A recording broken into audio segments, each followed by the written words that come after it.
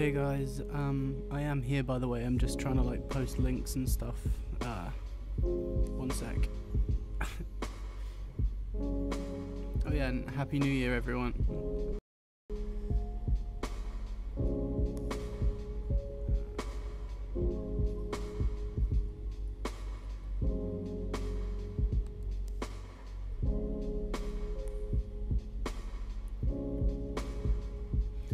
Can you guys hear like the music okay and my voice and stuff? Yeah, this is my first intentional stream, so I want to try and get things sorted before I get too far into things.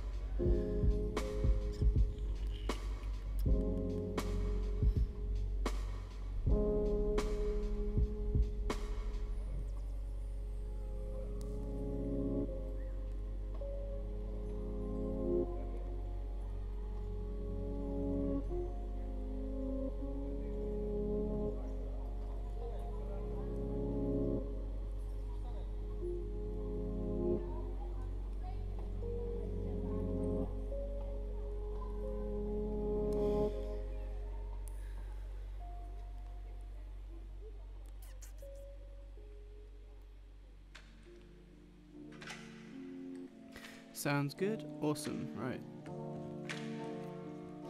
So yeah, just I made like a bit of a well not a faux pas, just like I hadn't anticipated quite how much support I'd get on Twitter. I kind of thought I could drop a tweet asking a few people to retweet. I'd probably get, you know, my normal amount of like 3 or 4, and it kind of took off a little bit more than I thought it would.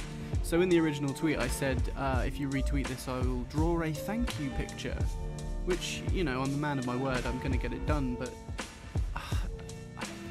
I want to get my next video finished and I don't want to be sat here drawing like 70 individual pictures, so I thought I'd just do one big kind of epic thank you image. Yeah, there's 73 retweets. One big thank you image to everybody, and I'll get all your names in there, and yeah, just, yeah, I hope you understand.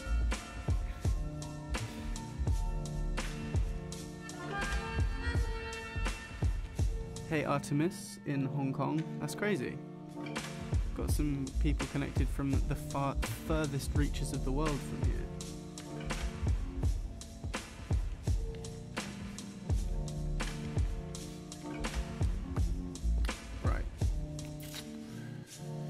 Sketch this out. I haven't really planned this, I'm just gonna wing it I guess, but fine. So I guess we're gonna need to get like the number in there, that's kind of important. Subscribers, maybe like a fucking thank you up here. Don't worry, this isn't the final image guys. Imagine if I was just like, yeah, thank you so much, yeah, fantastic. Done. There we go. Right, so my little dude here, I want him kind of like, not maniacal, but like just happy, maybe in awe, or like, what?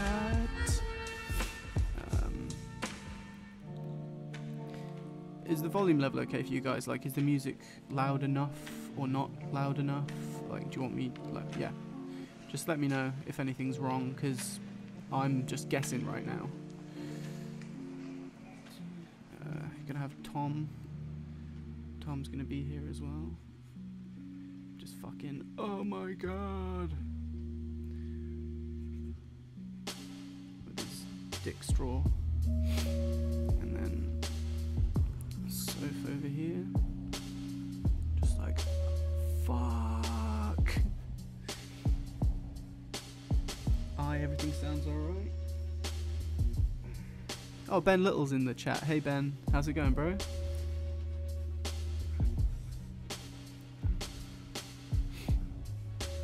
I hope you guys had like a really good New Year last night. I had like a chilled one. In the past, like I've always really gone out of my way to like try and go to like some crazy party or go to some club, or, you know, like try and make a huge deal of it. and it normally ends up just being like super expensive. You really fuck yourself up, you're exhausted, and like it just kind of ends up being a pretty average night. So I thought, you know, I'm getting old now, can't really hack it, hangovers are lasting me like a week, so I thought I'd have a chilled one, stay in, watch some movies. But where I'm staying at the moment, we're kind of like in a field, like in the middle of nowhere, but we're like uphill, so we could see like the whole horizon was just like open fields, but beyond that, like the cities and towns off in the distance, like they all had firework displays, and there was about, I don't know, about like hundreds of just different little firework displays going off on the entire horizon. It looked awesome. And then one of the guys, there's like 3 houses here, and one of the other houses, the guy that lives there, he's like a go-kart pro or something. Like he's trying to become like a Formula 1 driver eventually, but he's like the country's best go-kart driver or some shit. But he was like pulling donuts in his garden in like a little, I think it was like a Corsa or something, just doing donuts with his friends stood on the roof, and they were like launching fireworks into the air. It was just fucking insane.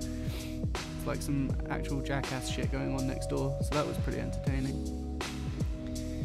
And then, because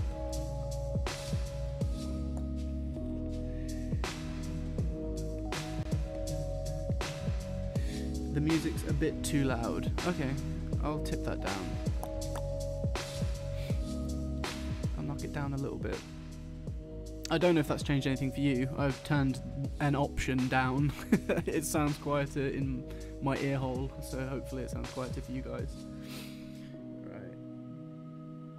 Oh, it's tough to hear me. Shit. I've just been... Wait, where's the mic? This is mic. So, hello. Any better? I don't want to like peak it or anything. But yeah, clearly I'm a huge novice to this whole thing. This is my first solo intentional stream. I accidentally turned a stream on a couple days ago. I was just trying to figure out how to get like all the software to work and set everything up, and I just clicked the wrong button, and then there was 30 people sat there saying shit. I was like, well, better carry on. But it was cool. I got to chat to some of you guys. Did some drawings, but it wasn't quite as focused as this, and I hadn't set everything up nicely, so I didn't feel very comfortable. I kind of like I hate the word content, but anything that I put out to be of like at least a reasonable standard, and I think that was a bit of a shambles. So yeah, hopefully we can improve on things in the future. Did a podcast the other night. I don't know if you guys caught it. I started a new podcast series with Cynical Reviews and Voxis Productions, 2 other channels on here. Both Brits, both really funny dudes who do like movie reviews and stuff. We've got quite a lot of similarities. And they've been pretty good friends to me. They're good guys, really good guys. And we just decided to start doing a podcast. We did like a pilot of it yesterday. No, the day before. But we didn't really have like any agenda or direction. We were just saying hi to everyone, and I drew the background image for it and started putting the pieces together. But we're looking to do that at least once a week moving forward, getting different guests on and getting different things to talk about. Probably not movies specifically, but I'm going to draw a frame where we can sit and watch like video content. But it was kind of to do the main thinking behind it was to do kind of like alternative media, and by that I mean books, or so alternative, but just like really, really terrible literature. Just anything that we can rib on, basically.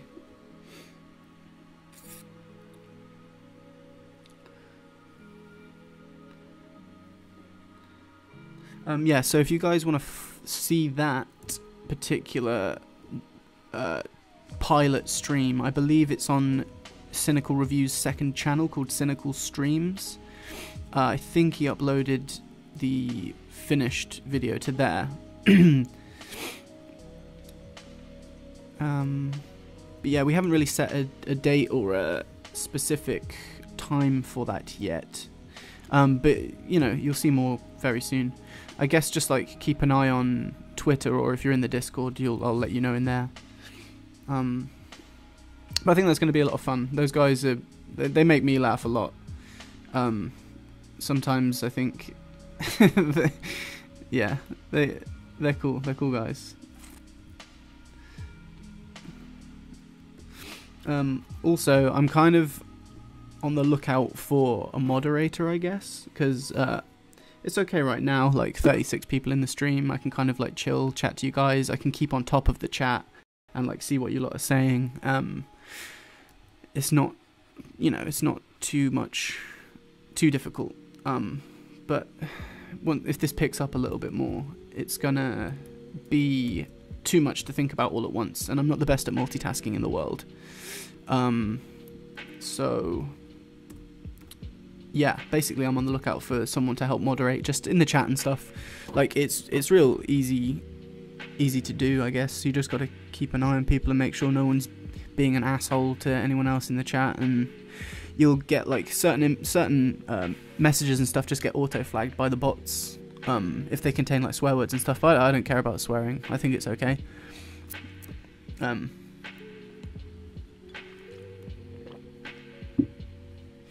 But yeah, it kind of needs someone who isn't too easily distracted. But thank you, Spaced Oyster.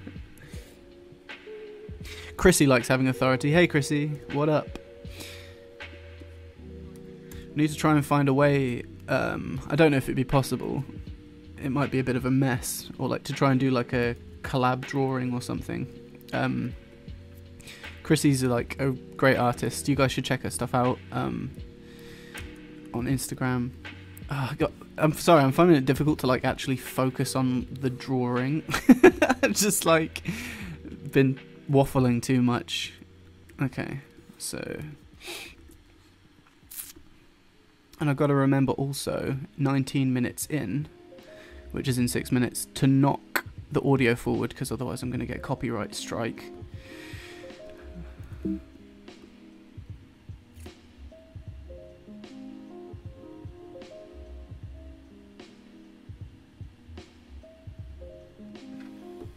Dear Mr. Cynic Snacks, my mother will not let me get a monk's tonsure haircut. What do I do? I'd suggest just going out there and doing loads of really stressful things. And you could maybe just will that haircut onto your head. So you wouldn't necessarily have to, like, you know, go and get it cut into that particular style, but if you were to really like mess with your hormones enough, I reckon you could go bald prematurely. Just try and focus it to the top of your head so you get the desired look. But that would be my only advice there, really. Because then it's not your fault. You can kind of plead ignorance there. You know, if your mum kicks off, you can be like, yo, I'm so stressed from you bossing me around so much that this just happened. My hair immediately receded, and now I look like a fucking monk. And kind of act like that's not what you wanted. Because then that'll make her feel a little bit, you know, she won't get as mad at you about it. Like, damn, he looks terrible, but it's not his fault. And why do you want that haircut anyway, dude? It's a bit of a strange one. I know, like, you're a bit of a hipster. You're just going for that kind of alternative look? Do the Home Alone blowtorch thing.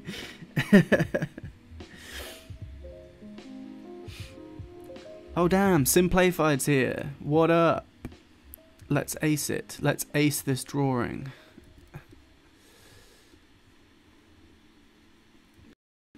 So yeah, this is a pretty accurate depiction of what I look like. For those of you wondering, it's pretty close. I'm not quite as greasy as this character, but I try. I do try.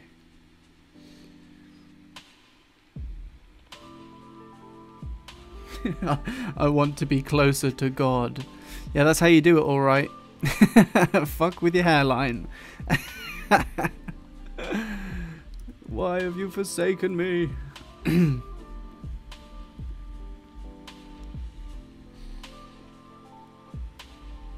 Oh shit, I think I need to skip the tune soon. 3 more minutes. You sound like the right opinion guy. I'm guessing you're not British yourself. I think we do have, you know, you could compare our voices, I guess, but we're quite different. He's kind of sort of more, he pronounces his words a lot clearer than I do. He's kind of got a slightly more, I guess it's southern? I'm not really sure where he's from. But he's definitely, he is more, he has better elocution than I do, that's for sure.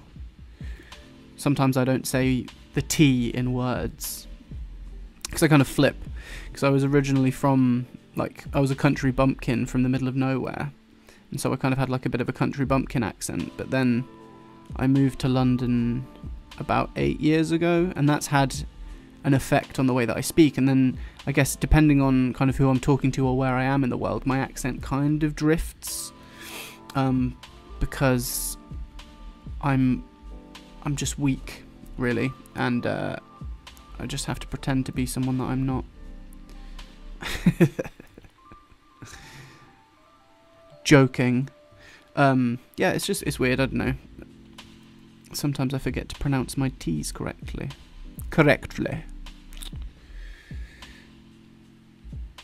You sound like John McClane. What? Isn't that the guy from Die Hard? John McClane. John McClane. McClane. Yeah. Yeah. John McLean. Oh.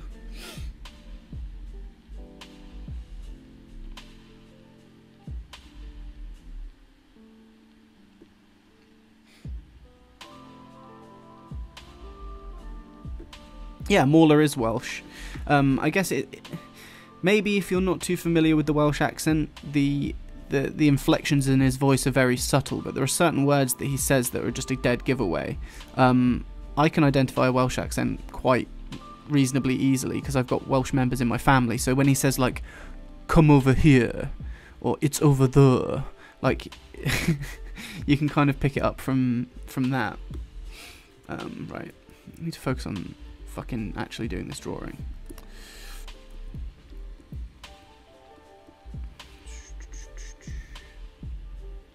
How do you pronounce schedule? Well, it's either schedule, which I think's wrong.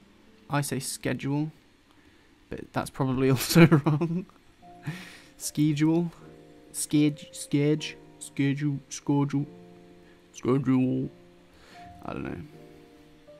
Schedule, because it's not shed, it's sked. It's schedule. Hey, what's on my schedule? What is this anyway? The fucking accent channel? Come on, guys. Oh, John McClane. John McClane. Do you watch anime? And if you do, what is your favourite? I was actually talking to some dudes in my Discord the other night about anime, because I was kind of the thinking that I don't really watch that much. And as we continue to talk about it, I was like, fuck, I actually do kind of, I've seen quite a lot. But I'd say my favourite anime series recently is probably Attack on Titan. I don't know why, I just found it, like, there's a good emotional depth to it. And I think the action sequences are all drawn really well. It's just a cool story. I really like the characters.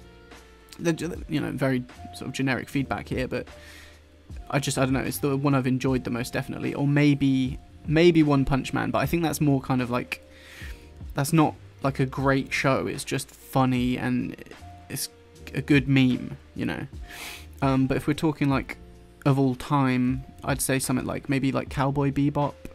I really enjoyed that series. Well, yeah, that series. I thought it was really fucking cool. I like the aesthetic. I like the kind of dystopian sci-fi thing. That kind of like really is my bag. But then if you're going films, obviously like Ghibli Studios is a very obvious typical answer, but I really like all the Ghibli films. I think they're great.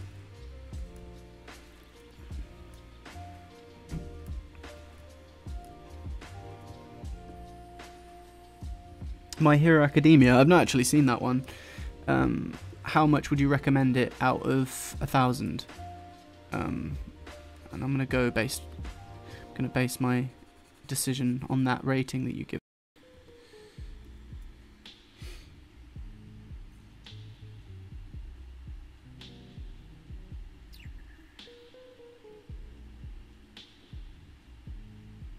Are we going to get sentient sushi?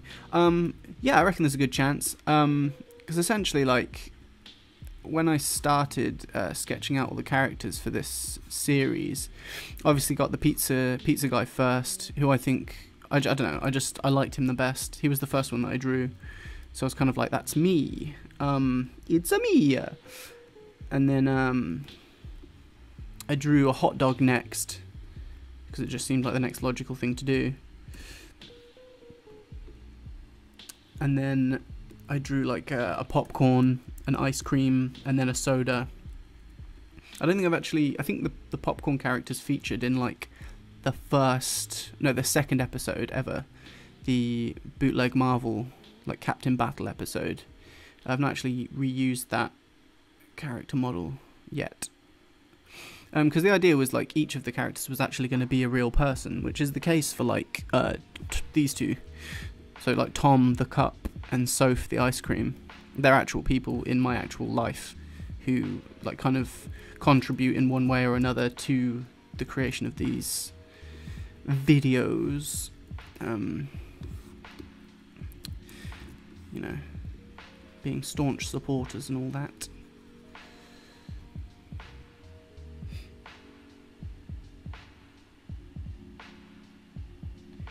Do you know Higurashi? Well, based on the fact that I can't even fucking pronounce it, no, I don't know Higurashi, what that is.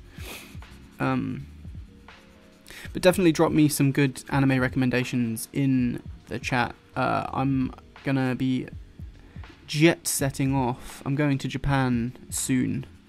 It's gonna be my first time like ever leaving Europe. I'm going on a little holiday, and it's like my #1 holiday destination because I'm a massive weeb, and I'm super excited to go there. I'm super excited. I really want to go to the Robot Cafe. I really want to go to the Pokemon Center. We're gonna go to Kyoto. Gonna go to Osaka. I had thought about going to like Mount Fuji and trying to scale that, but one, I'm really unfit, and two, it costs a fucking bomb to get there. I was like researching into it, and you've got to like get a coach trip down there, and it costs a lot of money. So I think I'm gonna go again, but that can be on my second visit, I guess. This is gonna be more kind of typical weeb shit that I'm gonna do the first time round. Okay, I fucked this hat up. It's way too thick. Too thick, boy. Oh, fuck that up.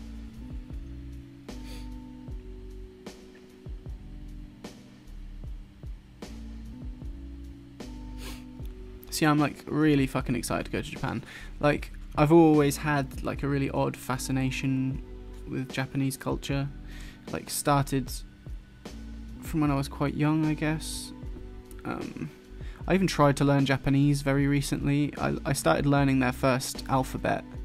Fucking, is it hiragana? Like the little characters. It's crazy because like we've got, what is it? It's like 26 letters in our alphabet. This fucking line. And their hiragana, which is their first alphabet of like 4, has like something like 70 characters in it, and each of them, it kind of makes more sense though logically, because each of them have like a really specific sound, as opposed to like us having letters and then the sound of those letters is dictated by the letters that come before it or after it, or the rules don't even really make sense. In Japanese, if you're learning hiragana, they all read the same every time you say them, so you can't really pronounce a word wrong, which I think's way smarter than what the fuck we're doing. The English language is so stupid. Such a typical weeb. Oh, I hate English. Oh.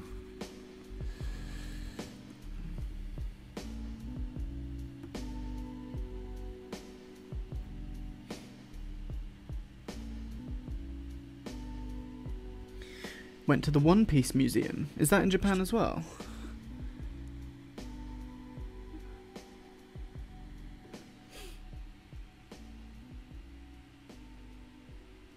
Yeah, Kill la Kill. Bunny Girl Senpai. I've not heard of that. Yeah, well, thanks, Dermot. That's nice of you to say, man. For those of you who didn't spot that, Dermot just said that I was really funny, so thank you. I do try, honestly. You'd be disgusted to see like a first draft of any of my videos. Like, I'm genuinely very, very unfunny. And like, whenever I start out making a video, like, I'll pick the film that I'm going to focus on and like sit down, watch it through like one time and just take some notes, and then I start watching it through like a second time and like paying more attention. But my instant response is always just to be mad. Like, the movies make me angry because I'm like, this is so shit. Like, was anyone even trying? And so the first draft of my script is always just like really spiteful and nasty. And I have to then like sit down and go, right, how many jokes are in this script? Read it through and I'm like, oh, none. None of this is funny. And then I have to kind of like twist the way I feel to a humorous effect. I guess you guys must kind of have a similar sense of humor to me. It's mostly just sarcasm, to be honest, but yeah, I wish I was funnier.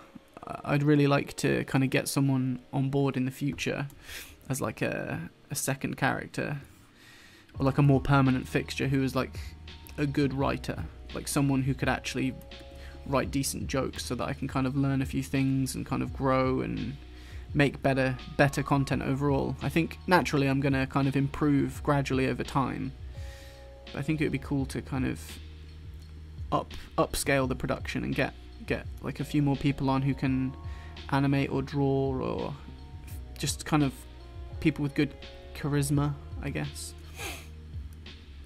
Because I don't really want this to just be me forever. I'd like to kind of evolve it into something so that I've got people to bounce ideas off and kind of work with. Because it is quite a sad and lonely game. Okay, this face is wrong. That needs to be there. And as you can probably tell by the pace of this one drawing, it takes a long fucking time to make anything, because I'm just slow. And animation and illustration is typically quite like a long-winded process. I like it though. I find it really therapeutic and like chilling, especially like, oh shit, I didn't skip the song. I'm such a dick. Oh well, too late now. I would have got a copyright strike. Cool. Yeah, I normally listen to like this 24/7 chill radio shit while I'm working, because it just really helps me focus. Kind of like lyrics distract me, so anything with like words, like a lot of words in, I just end up like losing focus on what I'm doing. So kind of like more instrumental type stuff.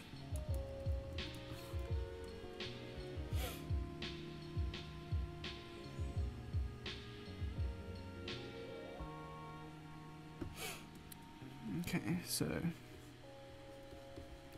I'm gonna try and get more of this fucking drawing done, because I'm gonna be here forever otherwise. Well, I'll be here forever, you guys will just go, but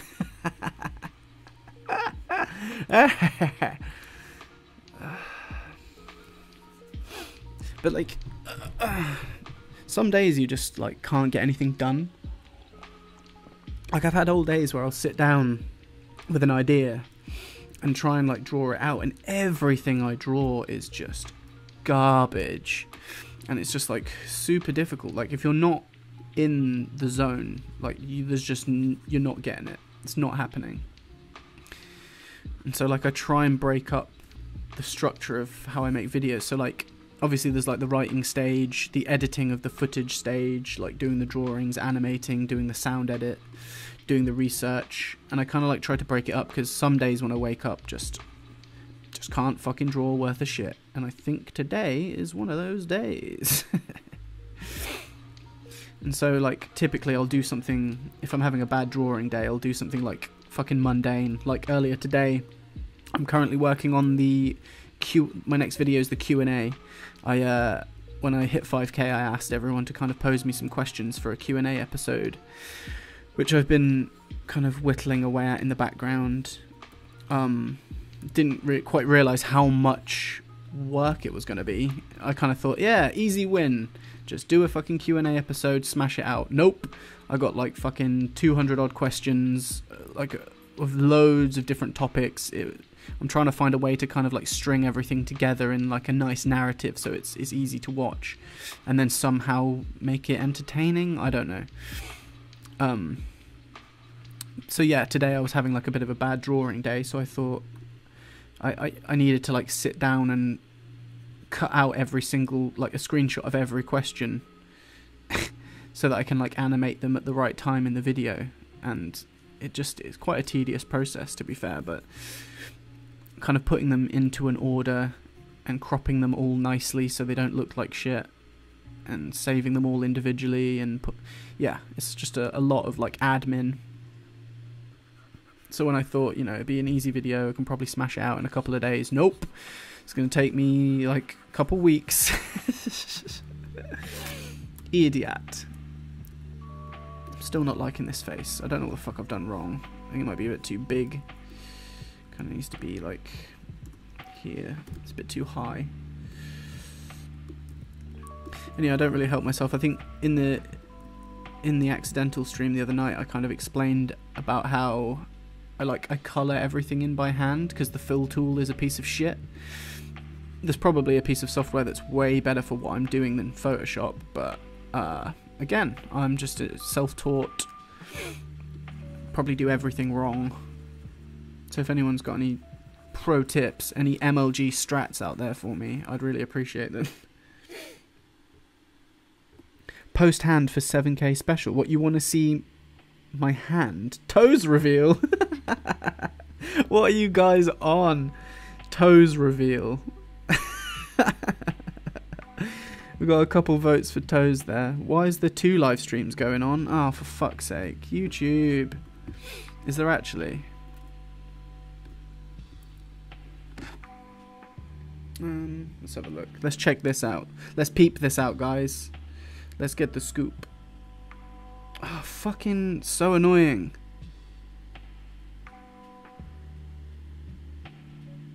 I don't understand.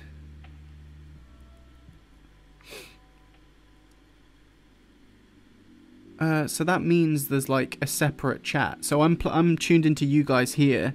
Ritualist, Mitch, Dermot, Chrissy, Bubbleski, Bobba's X. If you guys can hear me in the second stream, why don't you bring your ass on over to the actual stream? YouTube did this to CJ yesterday when we were doing our podcast. It like created 2 instances of the same stream, and I don't know why it does it. I think there's some kind of glitch with OBS, like the streaming software. So yeah, make sure you're in the right stream, guys. There's 2. One of them's slightly more cooler and popular than the other one, but you can sit in the uncool stream if you want. Like, no one's going to judge you, but I just won't be able to see your comments. So just call me names, call me a little bitch, just say horrible shit about me in there, because I'll never see it. So feel free to kind of let loose, shake off all that, the remainder of 2018 that's kind of like stuck to you. Get it all out your system. Use it as a good opportunity to express yourself, you know? Be really, really spiteful. Say some really, really, you know, just deep, cutting, nasty things. Just get that demon out of you. So then you can just kind of go back to your normal life and just be a pleasant individual. An upstanding citizen, you know?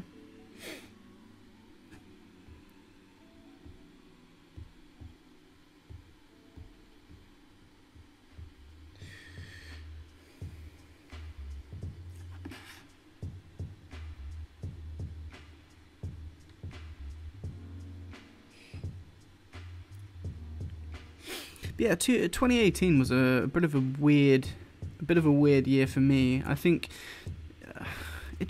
we're living in a really strange time, guys. It's a really strange time. Things just don't feel real to me. Just so much bizarre shit's going on. I don't know, maybe I'm just getting old. I don't fucking know. Like, but I think this year, I know it sounds really cliche, but this year's going to be a really good year for me. Like, I'm finally getting to go to Asia, which is going to be fucking awesome. I've been saving up for like, well, the money that I've got now to go and do it, I've been saving for like 4 years. Because I kind of had like, I was just like trying to put a little bit of money away every now and then. And it was supposed to be like my rainy day fund, because I'd always had this dream of just being like, fuck my job, and just quitting my job, and just having like a little bit of a saving there to kind of support me through. Kind of gave me this, I don't know, I just felt okay about things. Like when my job was like super stressful or fucking annoying or whatever, I always just had this thing like, I could just go. Like, I don't need to be here. I can, I've got a bit of a saving so that I've got a bit of time to find a new job, and I can just fuck this one off. And then that kind of turned into a like, oh, maybe I could buy a house. Nope, no chance. Good luck buying any fucking property, guys. I looked into it and just, nope. I'm probably going to have to save for like another 10 years before I can even get a deposit for a fucking house. So then it became like okay, well, I'm going to go do some stuff. Fund. So I'm going to go to Japan, because it's my numero uno.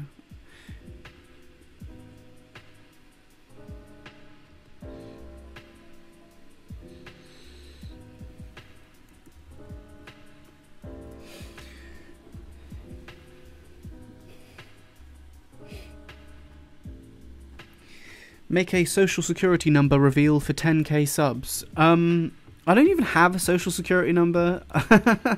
Like, I think in the UK our equivalent is a fucking, I can't remember what it's called. Someone in the chat will know.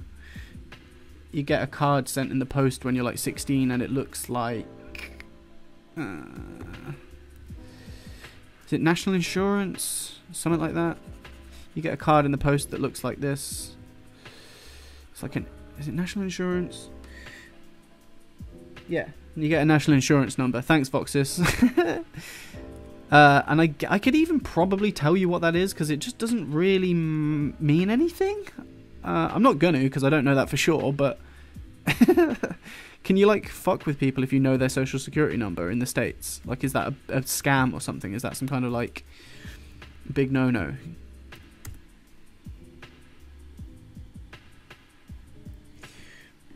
Liam says, if going to Japan is the aim, make contact with the Abroad in Japan channel. Yeah, I watched that guy. I really like his stuff. And I was sat watching through one of his vlogs. It was when he went to the Robot Cafe. And there was like a split second, like one frame of the video, I spotted a guy that he was hanging out with who went to my high school. I was like, holy fucking shit. And it just made me feel nice, because I was kind of like, small world syndrome, you know. But yeah, I'd like to meet that guy, like just like go hang with him for a piece. He's a really nice guy. He's got a really good channel as well. Like, he's just been cycling across the length of Japan. Fucking crazy guy. But he does make really insightful and interesting vlogs. So any weebs out there, I would recommend if you don't already watch, just to get an idea of like, yeah, what it's like there. And actually some really useful hints, tips and tricks for all you MLG kids out there.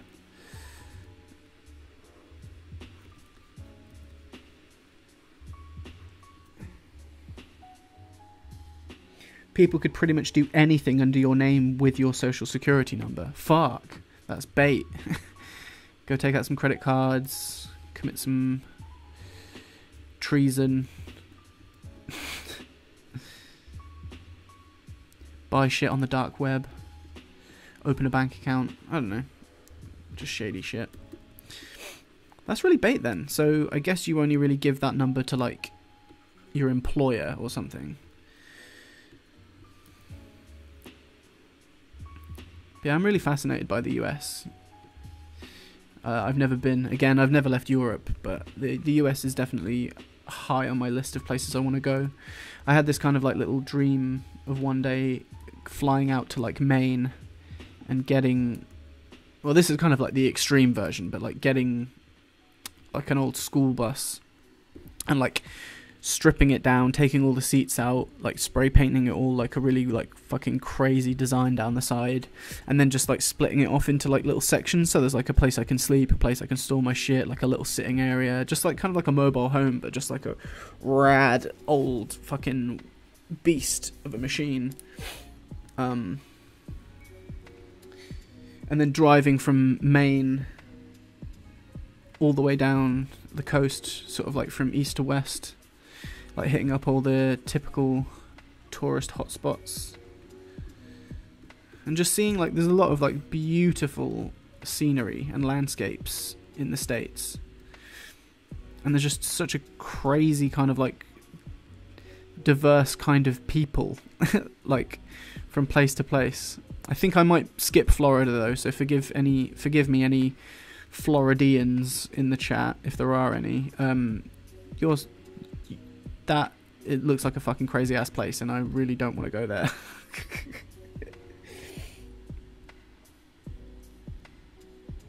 Maine is the best place to travel in October in the US. So yeah, I think because obviously this year for me, I'm gonna go to Asia, and that's like where all my money is gonna be gone, and then I've got to return as a peasant back to the UK and find another job and move into a new place, and then I'm going to be saving again because I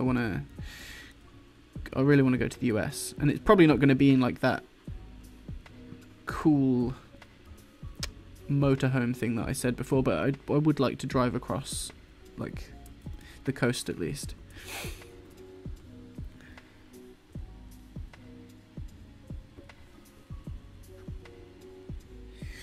I'm sad I never saw you at Comic-Con. I was at the one you claimed to be handing out leaflets, but never saw you. Pikahiri. Yes, that was at MCM Comic-Con London last year now. Not this year, because there hasn't been one this year. But yeah, I walked around. Like, I got a bunch of flyers printed. They were quite cute. I might be able to pull them up, actually. Let me see. Flyer... Where is my folder? So, Cynic, is it print? For print? I've got like endless folders full of stuff, and it's just an absolute fucking nightmare. Print? For print? So yeah, I went to MCM Comic Con because I kind of thought like, I want to, when you're trying to like market a YouTube channel to people, like it's really fucking difficult, and I don't know why, because all you're doing, you're not selling them anything. You're like, here's a free thing that I've done, go and look at it for free. I made it, it took me fucking ages, and people are like, yeah, and then they just don't do it, and it's really frustrating. And I kind of thought, if I kind of make myself look a little bit more legitimate, like rather than just some random dude stood there waffling on about some bullshit, I designed some flyers, made it look really cool, like went around Comic-Con like actually stopping to people. I wasn't handing them out randomly, I was talking to people. I was approaching them and being like, hey, what up, explaining what I was up to, asking them some opinions of like shit films they'd seen, kind of getting like a nice conversation going. And pretty much everyone I spoke to was like, yeah, cool, this looks great, yeah, I'll definitely check it out, blah blah blah.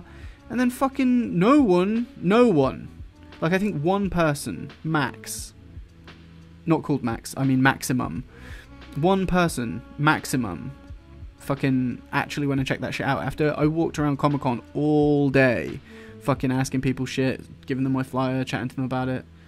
What's the beef, man? What? Like, I know I'm not fucking Kotaku or some shit, but come on, guy. So I kind of thought doing that kind of on the ground grassroots shit really isn't worth the effort. I've tried loads of other different approaches to like marketing the channel, but it's just like, it's difficult, it's very competitive, and although like everyone is very like friendly, and I don't know, I just always get this feeling like everyone's kind of like trying to screw with each other, and I don't think that's cool. So like I made a couple of ads that I ran on Instagram. I didn't spend much because I don't have any money, but I think I paid like, I think I did like £12 for like across like a couple of days, and it says that it sent out like something like 12,000 impressions of this like little advert that I'd made, and I think I got 30 clicks, and from that like nothing. Because that isn't even them coming to the channel or actually viewing the video. That's just them clicking on the fucking ad, which is ridiculous. And then I kind of like multiplied that and figured out like a budget and was like, it's not worth it. It's really not worth pursuing that. Like I might as well just spend my time making videos. And I've tried like a few other things, but nothing has been worth the time really. So I just got to keep plugging away, you know? But yeah, like, so the main thing that's helped the channel grow is just like chatting with other like-minded people and collabing. So I was on the EFAP podcast, which was awesome. I really enjoyed that because it was like those guys have been doing that for quite a while, and so it was my first ever podcast, and naturally I was quite nervous, but they were really, really, really good at just like keeping on top of the conversation, driving things forward. Like there wasn't really a moment where I felt anxious or kind of awkward, which was cool. I would have liked to gone further with it, but I think Mauler said that once he's gone through you know, it's a large section of guests, they'll do like a kind of like a, they'll go back to, sorry, I've got like a burp, they'll ask on like previous guests again and stuff, so I'd like to do that again. That was a really cool experience. And then Voxis is a lovely boy. I think like, because I reached out to him, he doesn't do social media, so I was trying to like find him and I couldn't find him anywhere because he's quite a secretive guy. But no, in reality I think he just can't be asked with, because it is a load of bullshit. So he's probably a lot mentally more stable than most people. Fuck. But yeah, I reached out to Voxis because I really wanted to try and like set up doing a kind of like a collaboration with him, seeing if he was interested. And he very kindly shared my video to his like community tab, which was like super nice of him, and like that really helped as well. Pulled in some, I can't draw this fucking line. Pulled in a good section of viewers from there. Memology 101 gave me a shout out. He's a really fucking good guy, like a really nice guy. He seems to be getting like quite a lot of flack off people, and YouTube seemed to be kind of fucking with him a lot. I don't really follow all that drama too closely, but I follow him on Twitter and occasionally say hi to him and stuff. But he seems to just be getting dicked over a lot. But then I guess he does kind of make, I wouldn't say controversial, but he outs people for their hypocrisy and for their just general shitty behaviour, and so I guess a lot of people don't want that being seen. He like re-uploads videos that have been like deleted or removed or hidden, you know, because people are trying to like backtrack and save themselves from, I don't know, whatever. But yeah, I've noticed like quite a lot of people in the comments and stuff mention Memology. But he really helped me out. Like it was crazy. Like from his, he mentioned me in his community tab too, and I think from that like I picked up something crazy. Like it was like 800 subs in like a day, which is like nuts. That's the fastest this channel's ever grown. So shout outs to all you Memology boys out there that have found your way here through him. But obviously I don't know him personally, but I've had a few like conversations with him like through DMs and stuff, and he's genuinely like, he's a good guy. I've got time for him.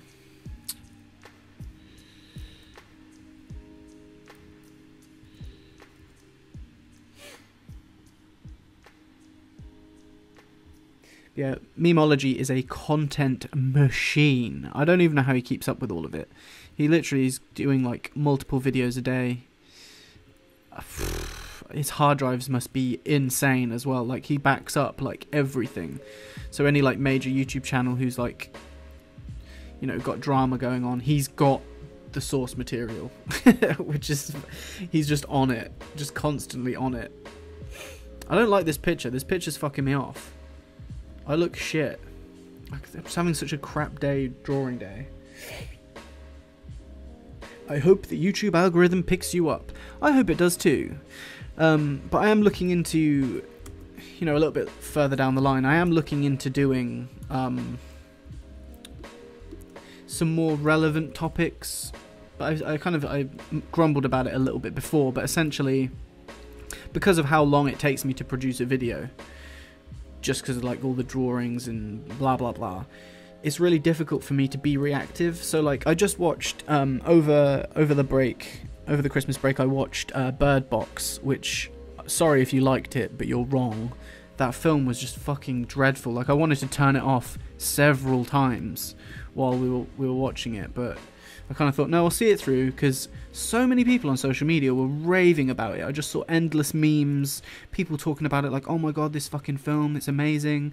So I started watching it, and it was like super corny, really predictable. The performances were okay. John Malkovich sucked. And just like, it was just so directionless. It kind of, spoiler alert anyway, guys, don't watch this movie, it fucking blows, but it kind of jumps back and forth between two different timelines, but there's no reason or rhyme to it, there's no pace to it. You know, it flashes back, you learn anything in the flashback that you don't already know in the future, and so there's no, it just goes off on tangents about absolutely nothing. It's not coherent at all. And like, there's these moments in it that are supposed to be like huge revelations, but they're not. Like, you just know, like, you get it, you're like, yeah, I know, what the fuck. Okay, I'm gonna draw the thanks. How long does it take you to produce a video? So just as an example, the worst movies of 2018 video that I just dropped like a week ago, all in, that took me like 3.5 weeks to make, and that's not like fucking, you know, after hours. That's like solidly full time, all the time. Because like, I'm on a bit of a sabbatical right now, because I'm going away very soon to Asia. So I kind of like took a bit of time off, which is why I'm in the middle of nowhere. And I would like literally get up and work on it all day, from like the morning all the way through till the evening, for like 3.5 weeks. Because it's just like lots of fucking viewing. I had to watch like 20 movies for that, maybe more, and then go back and rewatch stuff that I'd already seen, just to like pull clips or to like make sure that what I was saying was correct. And then just like the writing process, because to be honest, I really kind of need to work on my time management and my just like, I do waste a lot of time doing shit that never even makes it into the final videos. So I think that's just going to be with time. But yeah, so it's kind of, and that's not a typical episode either, because that was like 6 movies in one go. And I normally just focus on one, but do kind of like a more thorough look at that one. And even those, you know, you're looking at like 80 hours or so of like from start to finish, but it does fluctuate. And I think I am getting a bit quicker and more efficient at doing it.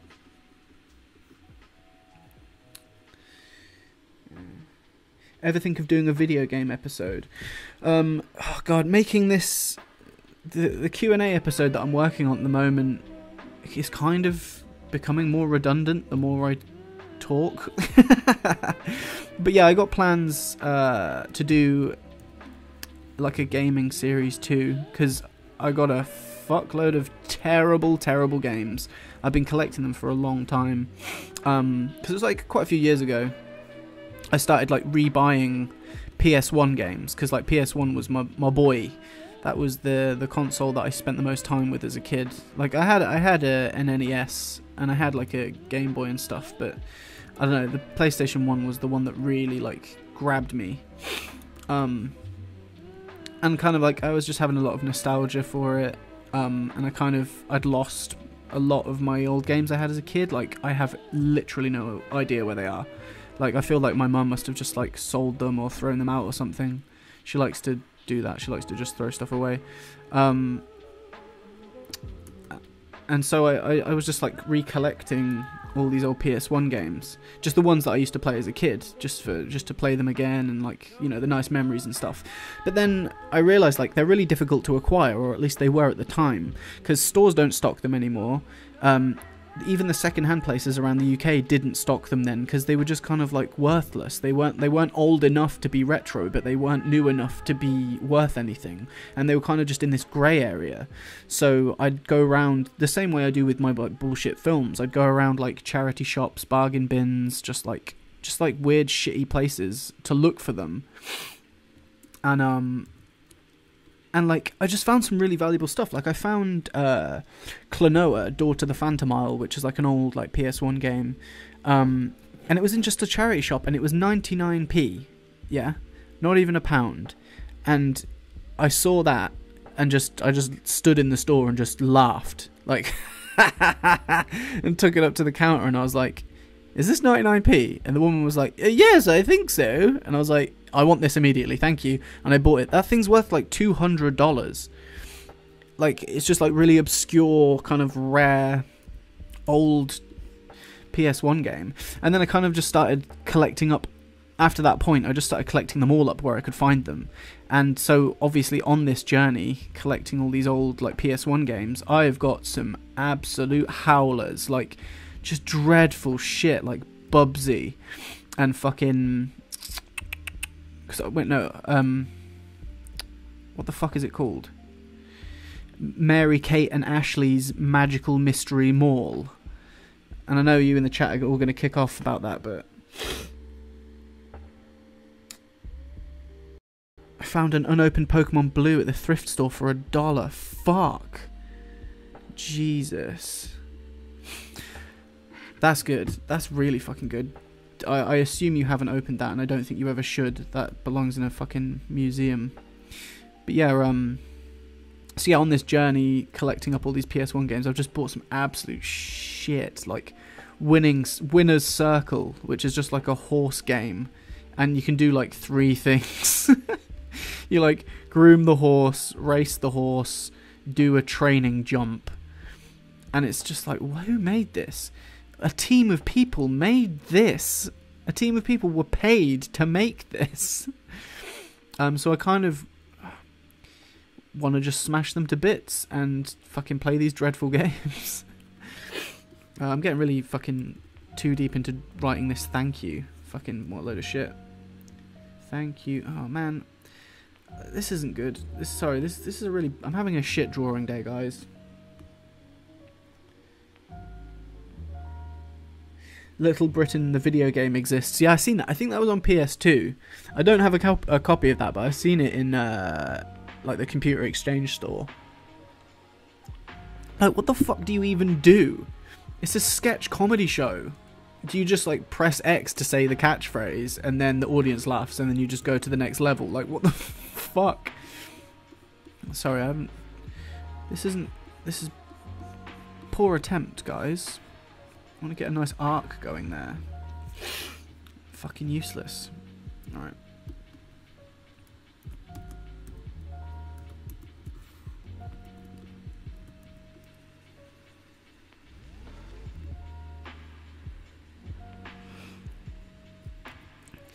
So yeah, did you guys do any lame shit, like making any New Year's resolutions that you're definitely going to break within like the first week? If any of you... Are you all new people now? Am I talking to a whole chat of just like New Year, New Me?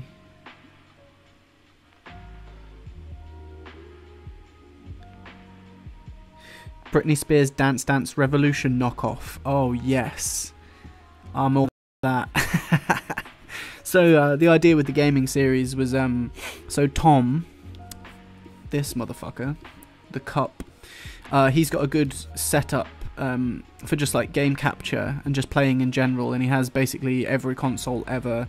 Like, he's a big game nerd. He fucking loves that shit. So me and him were going to do like a secondary series about gaming, but I was hoping to go and shoot it at his. But then, I don't know, I still don't know if I want to appear physically on camera. I just find the whole ordeal quite awkward. Like, whenever a camera's on me, I just kind of wood up. Not in that way, but like go wooden, but not in that way. I go stiff, I go hard, I get awkward. And I just can't help it. Like, I just start chatting absolute shit. I'm not even me. Like, it's really strange. I've done it before. Like, I've sat down, because, you know, this channel was many different things before I decided to make it this. And I had originally started a series. Well, it wasn't even a series. It was just one video. When I was moving out of my old place, because I just have so much. Well, I had so much stuff that I've just collected over the years, because I'm a bit of a hoarder, and I like collecting shit. Not shit, but, you know, just stuff.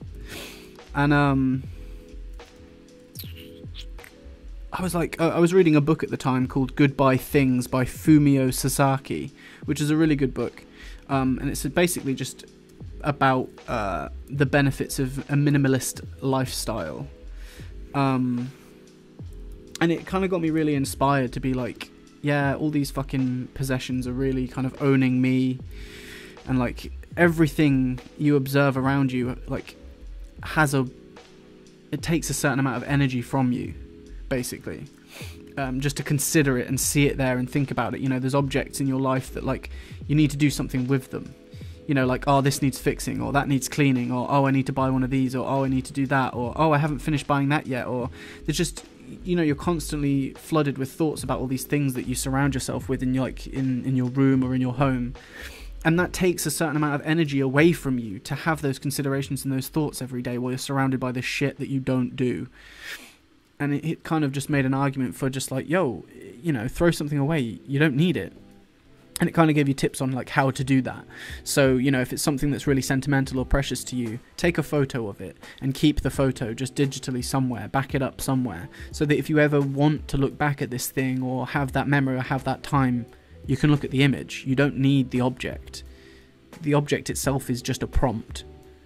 So if you can kind of detach yourself from that kind of materialism and free yourself from that thing, throwing away all your other shit is much, much easier. And kind of, I really like, that book really inspired me, because I've got a lot of shit, and I was like, I need to throw this stuff away. So I started doing it. But then, rather than taking a picture of things, I thought it would be cool if I were to sit down and talk about the things. So I took each item from my room that I was throwing away. If it had some kind of sentimental significance, it wasn't just every fucking little thing in my room. And I'd like I set up a camera on a tripod in my room, set up a little light, made it look pretty, because I'm just a fucking loser. I can't help doing stuff like that. And then I kind of sat down with these objects and talked about them, like where they came from, why I had them, what they reminded me of, whatever took me at the time, so that I could look back on it one day. And then I smashed the item to pieces, as you probably would have guessed, because I like smashing shit. And like, that was a cool experience, and I got through a lot of my stuff, and like, I had all the video footage. And I had this idea to kind of like cut some of it together and like maybe make a video and just put it out there and see, you know, if it spoke to anyone. But I was just watching the footage back, and like, I am just so fucking awkward. Like, yeah, I was just stuttering loads of false starts, loads of just pronouncing shit wrong. I sit weird. My face is weird. I pull weird expressions all the time. I say stuff that doesn't make sense. And I was kind of like flicking through it like, fuck. Like, I need a script. Like, I can't improv anything. Which, you know, this stream that you're listening to right now is a testament to that fact. Oh, this ice cream looks shit. Fuck's sake, guys. What have you done to me? I can't draw anymore. What shall I ramble about now? So we've done... The gaming series is probably going to happen at some point. We've done my brief spat of attempt to become minimalist and failure, because I've still got loads of shit. I threw away like hundreds of movies, like good films as well, because I've been collecting films like DVDs since I was like 15, and I just had like a massive collection. It was all I'd spend my money on. Like, I'd go to work and obviously I'd pay like my bills and eat food and that kind of boring shit, but I fucking just rinsed basically all my money like buying movies and watching movies, because I don't know, I always just love films. And I just had thousands, to the point that I had to get a bookcase, like a huge bookcase, specifically just to put my films on. And then that was full. I was like, holy fucking shit, like, I need to stop this. So when I was going through this, like, little brief dabble with minimalism, I threw away, like, hundreds of them. Well, I say threw away. I gave some of them to my housemates at the time. I, like, posted online being like, yo, does anyone wants any of this stuff? Like, gave some away, posted some to some people. Then I gave the rest to charity shops. And then, kind of shortly after that, I got the idea for this series, and I've spent the past year buying loads of terrible movies. So now my good movie collection has been replaced by an awful movie collection of stuff that nobody wants to watch. Oh man, it's fucking so stupid. But I've got hundreds, and like, they're all fucking garbage. They're all worthless. They have no value. No value. I couldn't even give them away. So I've got to systematically work my way through them on this channel and smash them all to bits. Fucking burn them all. Run them over with vehicles. Shoot them. Launch them into space. Well, that's a bit elaborate. Maybe attach them to a firework or something. So yeah, that's the only way I can really get rid of them, is to talk about them, their context, where they came from, why they're terrible, and then fucking obliterate them so nobody has to ever see that one specific copy. I'm not actually doing any good. There's no benefit to what I'm doing, but I suppose I guess it kind of provides a little bit of entertainment and kind of brings us all together, which is nice. Like all of you guys that I've spoken to, just like in comments and in chats and on Discord and Twitter and stuff like that, you've all been really awesome and supportive and cool and fun to talk to. So it's nice. Like, this is kind of what I'd wanted. You know, the kind of the main reason I set out to do this was to try and find like-minded people, I guess, and form some kind of connection. And it's really cool to have, in such a short space of time as well, I feel like I've actually really achieved that goal, which is fucking great. Like, honestly, it feels so, I get so much fulfillment from that. And you guys you're funny. You're a funny bunch. Do you watch Hot Ones? Yes, I do. I fucking love that show. I love Hot Wings and I love Hot Questions. Fucking great series. I've not caught the most recent couple. I'm a little bit behind because I've just been like working on videos and just I've not really had much time to catch up on my own subscription feed. I think apart from PewDiePie, who I just watch pretty much every day, and then, you know, unless there's like a cool surprise upload, like if JonTron randomly does something, I haven't really caught up. And I've discovered lots of new YouTube channels recently, just kind of being a kind of like a small channel myself, and like floating around on Twitter, you kind of you find other channels quite frequently, and so my subscription feed's quite busy at the moment. I'm gonna have to try and catch up at some point. But for those of you out there that like animation, I would like to recommend fucking, what's his name? I think it was James Lee, or is it Jason Lee? What's his fucking name?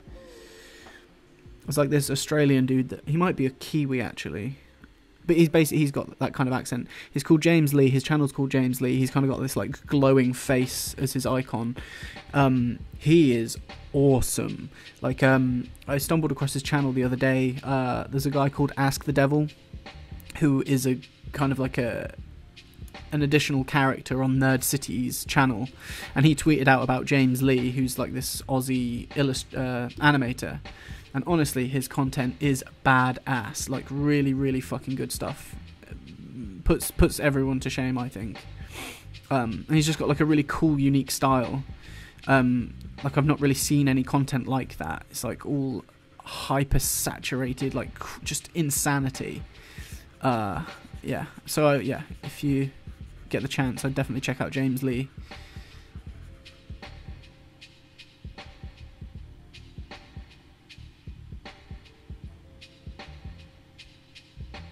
Did you watch the Big Les show? Yeah. Oh man, no, I haven't seen like all of it. I've seen a fair amount. What are you talking about? Yeah, it's fucking funny. I don't know. I just find Australians hilarious. This drawing is shit. I'm really sorry, guys. Fuck.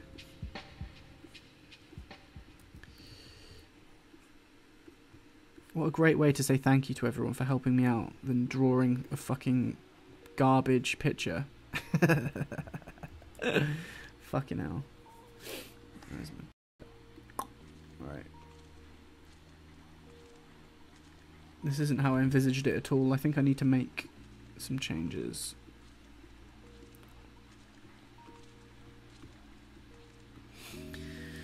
So for one, I'm going to make everything a bit bigger. Should probably label my layers as well. I always fucking do this. Sorry. Got some real good burp ASMR coming straight to you live from the middle of fucking nowhere.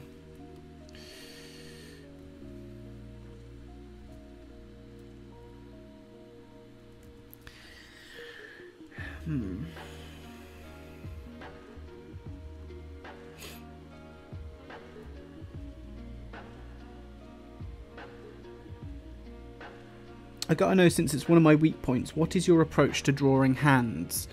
I don't think there's like a real standard way I do stuff. Let's just have a little try, shall we, and really embarrass ourselves trying to do something specific.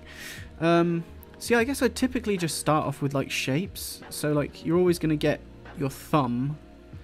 It's kind of like this little like drumsticky looking thing across your like palm, and then I normally do okay.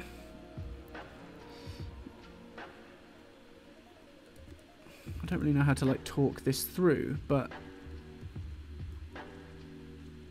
kind of just gotta, I don't know, that's okay, I guess. Like I said, I'm having a shit drawing day.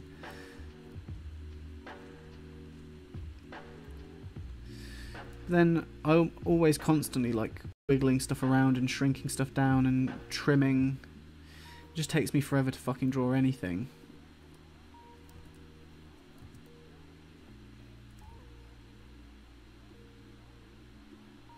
I guess that'll do. I guess that's a hand. But I normally just kind of draw them in like a specific pose, like a grabby pose, or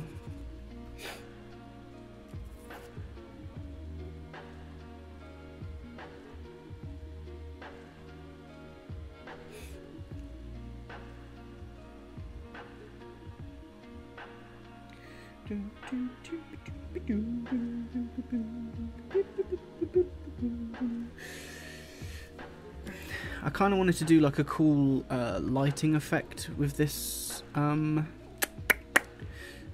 fucking picture as well. Maybe I should put... I don't know. So I'm kind of like hunched over weird, like talking into this microphone. I guess I could probably sit back a little bit. Is the volume still okay on the microphone?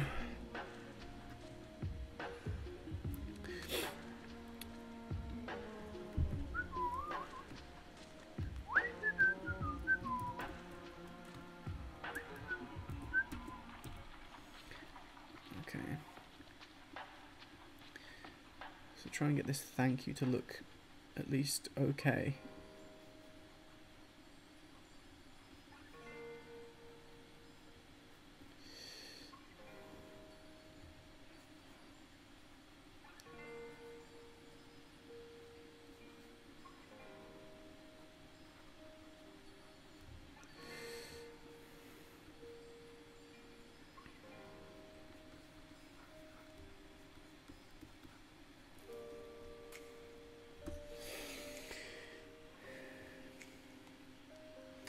Do you watch hentai?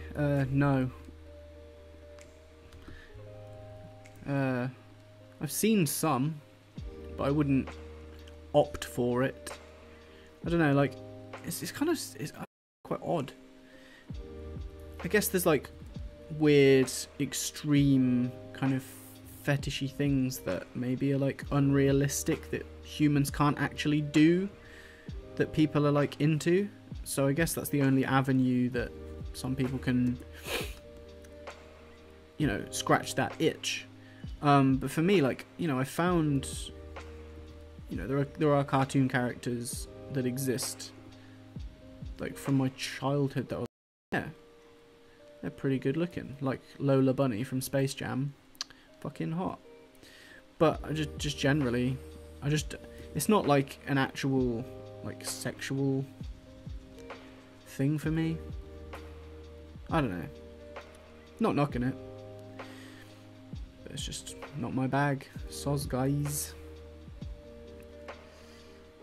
And Bowsette was pretty hot as well. Well, some iterations of Bowsette. I bet there's some really gross ones. Oh, man.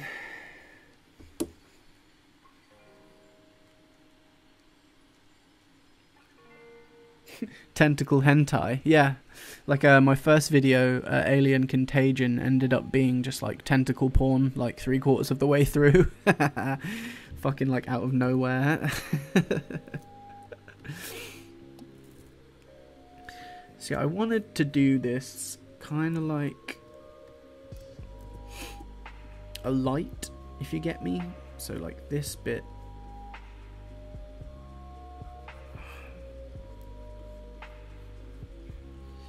Is like a light that's shining down on everything else. So if I do like I guess like a red, but then kind of want to put like maybe it's a screen. Is it screen? Yeah. You fucking idiot. Go away.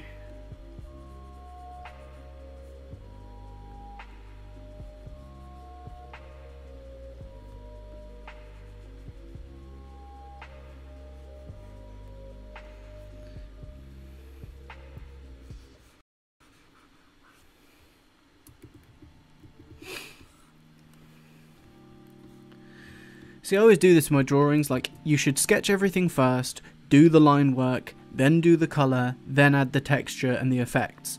I don't do that because I've got fucking ADHD, so I just sketch some bits, draw some other bits, colour some other bits, add effects to other bits, and it just ends up being an absolute abomination every fucking time. Like, why can't I stop behaving like this? What is wrong with me? Alright, what was that new font that I found that was nice? Fuck, I'm not going to remember what it was called. Where's my font book? Pacifico. That's the one. Pacifico. Sorry for those of you who don't give a shit about fonts, but I really like fonts. I think they're very nice. It's important to pay attention to them. You don't want too many fonts being used. Actually, that's a point. I could... Oh, fuck.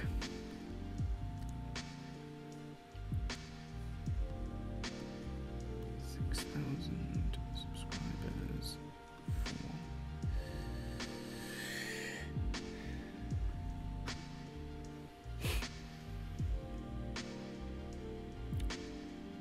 Thanks, Casper. That's nice. Nice of you to say.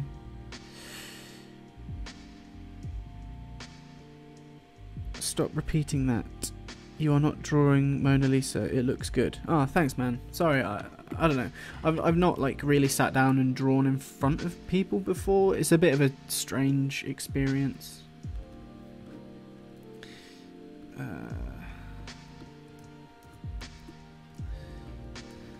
I guess like all the like niggling doubts that normally just reside in the back of my mind are coming out to play. Because I'm fucking crazy.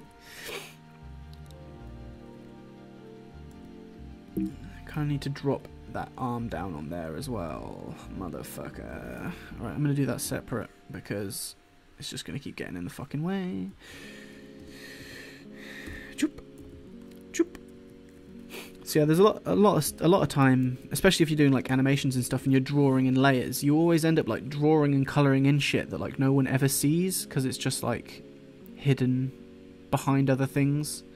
But you can't have motion in an image without drawing what's missing. So otherwise you end up with like really strange gaps. I don't know if you can get what I'm explaining this really terribly.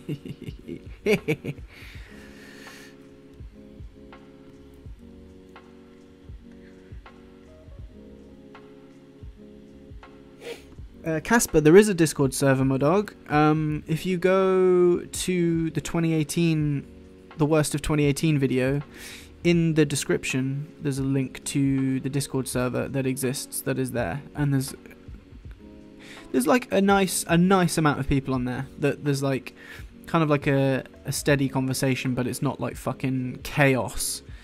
So yeah, go join us in there, dude.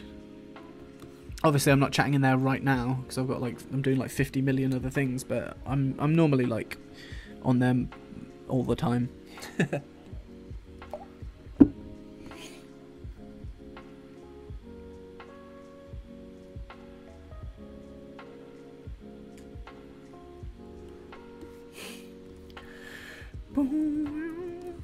Right. Sorry, am I like also chat? Am I sniffing a lot? Because the other day when I accidentally streamed, like I've been a little bit unwell, and so I kept just like fucking sniffing into the microphone and just this really awful, just. And I didn't realise at the time, and it wasn't until Voxes came in and told me off that I actually figured it out. So maybe this can go like a little bit more down. I just don't want it in Tom's fucking face. I don't know what to do, guys.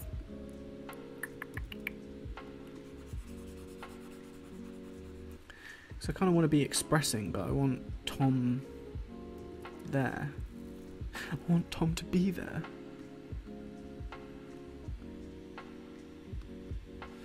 Right, I'm going to start naming shit. Sorry, this bit will be boring for you guys. You sound British, are you? Yes. Very well spotted. I am from Britland. AJ Arm L. AJ Phil. It's always important to name your layers, guys. Don't forget to name your layers, because when you get this far into a drawing, it's a fucking free-for-all. You end up drawing on the wrong layer, and then you apply an effect, and everything goes to shit.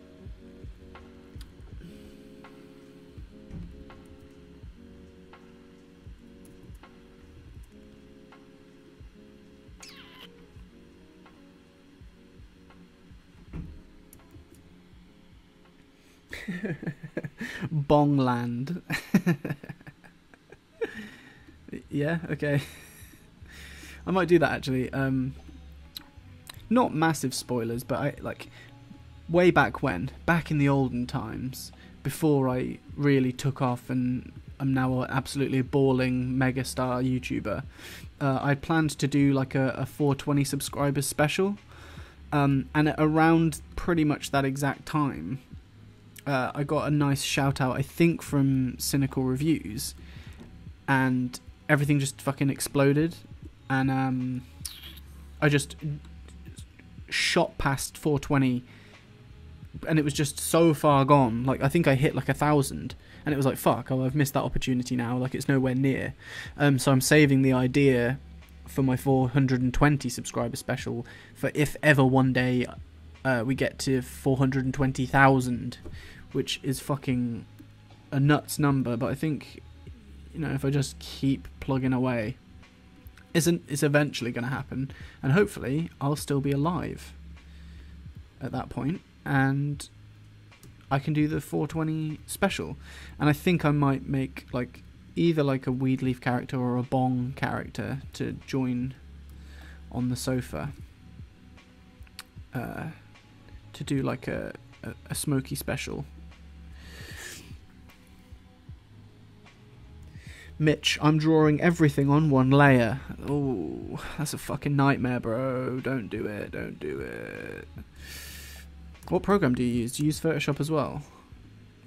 Because you just end up in all kinds of fucking horrible situations when you pull crazy shit like that. You must be insane. Oh, that's not the fucking colour I wanted.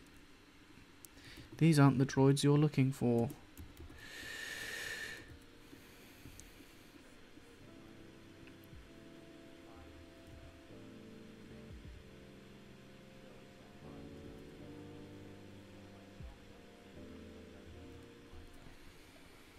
Make a brownie. Yes. Oh man, that's obviously the correct idea.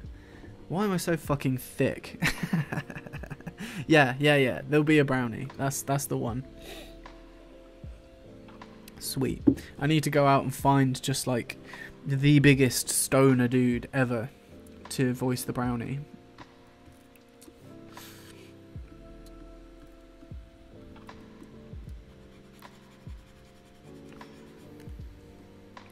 And like, I guess everything kind of with that video specifically, I guess everything's gonna have to be like subtly implied rather than really explicitly, you know, referenced, just because of like YouTube getting really like tetchy about that sort of thing. Because I don't know whether the channel's still going, but there's like a channel I used to watch a while ago called Psyched Substance, who basically just does reviews of like loads of different like narcotics basically, and like legal highs and that sort of thing.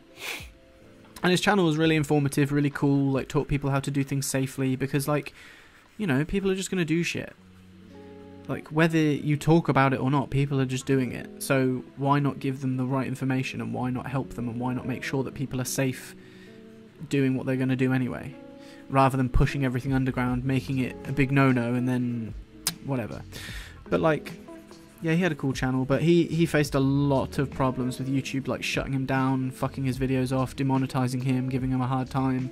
So I think it's something that they probably don't like people talking about or making content for, especially these days with like the celebrity invasion, and like, I don't know, YouTube seems to be sterilizing a lot of the content that's on here and pushing out a lot of just like good content creators as well, and well-established content creators, just fucking them off, just being like, nope, you don't suit our agenda anymore, goodbye. And so I don't know, I don't think they take kindly to a very explicit episode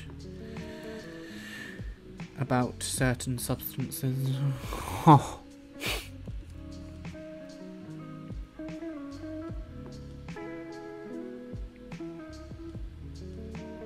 Oh shit, Cynical Reviews is in here, and Voxis. Hey guys. Sorry I didn't notice. I haven't looked at the chat for a minute.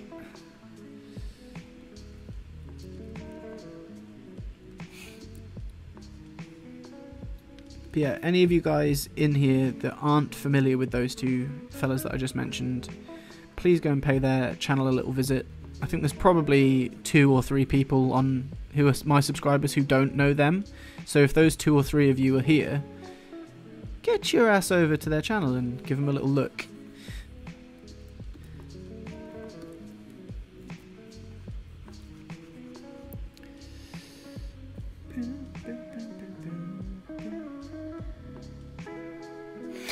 Notice me, senpai. Yeah, I notice you. I notice you.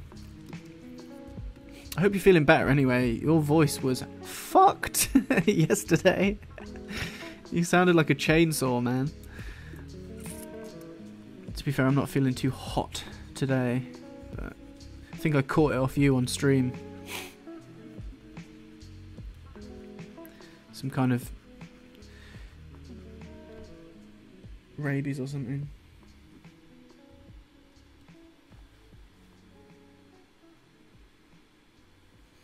Why, thank you, Jerry Smith. That's very kind of you to say.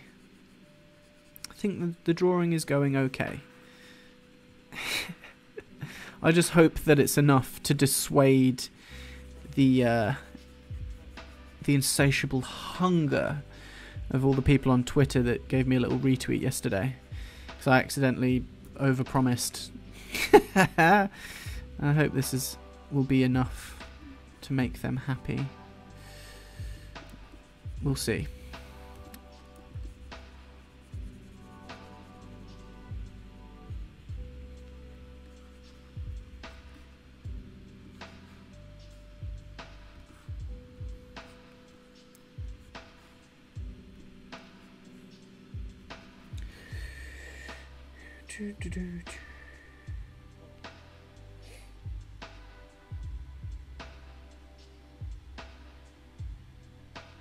Oh yeah, the podcast. Yeah. Chuck it up, man.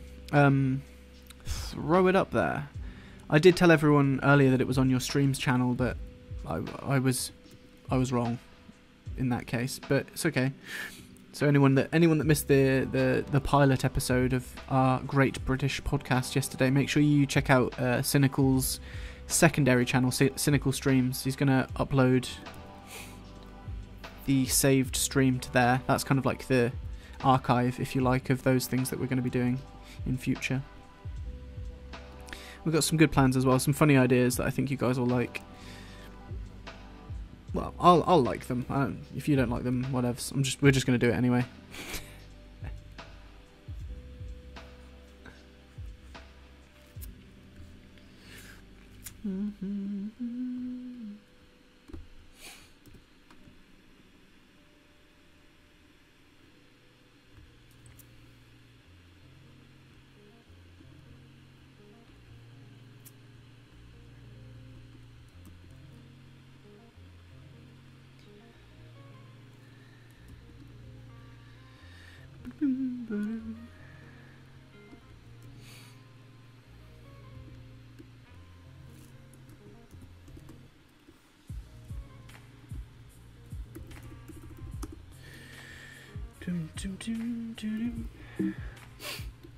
But I didn't actually see. I asked the question and ran earlier, but has anyone got any like resolutions that they're gonna try and stick to?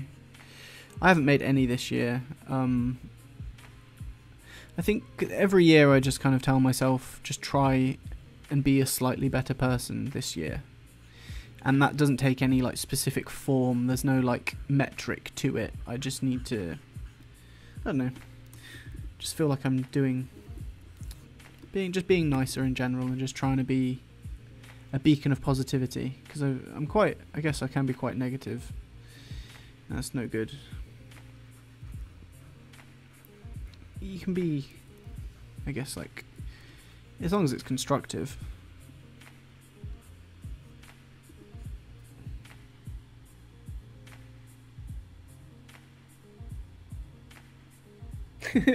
Please put "I'm British, you wanker" on the pillow in the stream.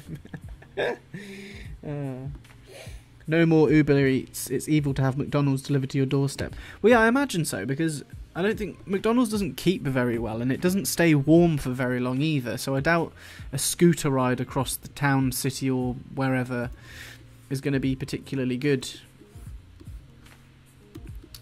Like, it's not going to taste good, is it? Just some like cold fucking soggy burger.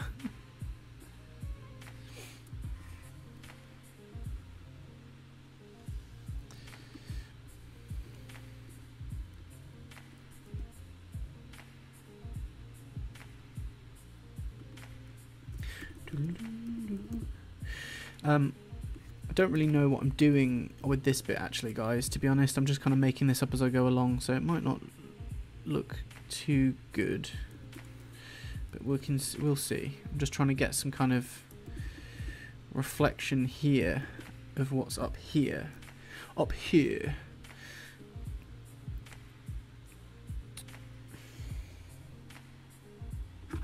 Hey Stan. Be weirder and make more friends. So yeah, I'm trying to something creative at least. Trying to do something creative at least once a day this year. That's pretty good.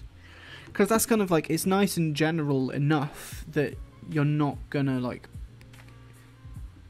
you know, fuck yourself over trying to get it done. Because that can take on many forms.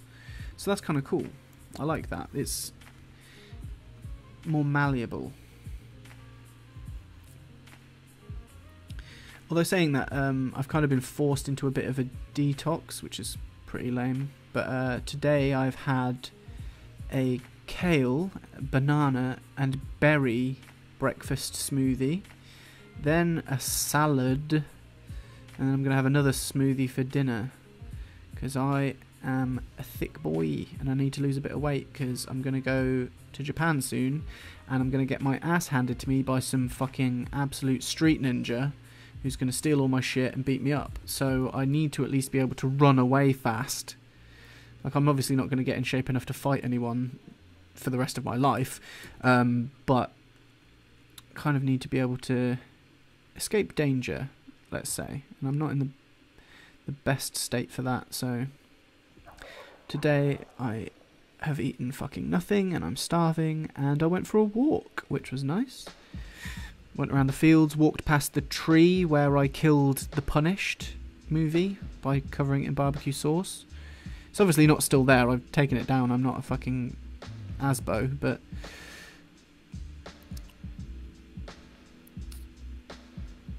I walked past the lake that I threw Lake Fear 3 into. Well, pond, it wasn't really a lake.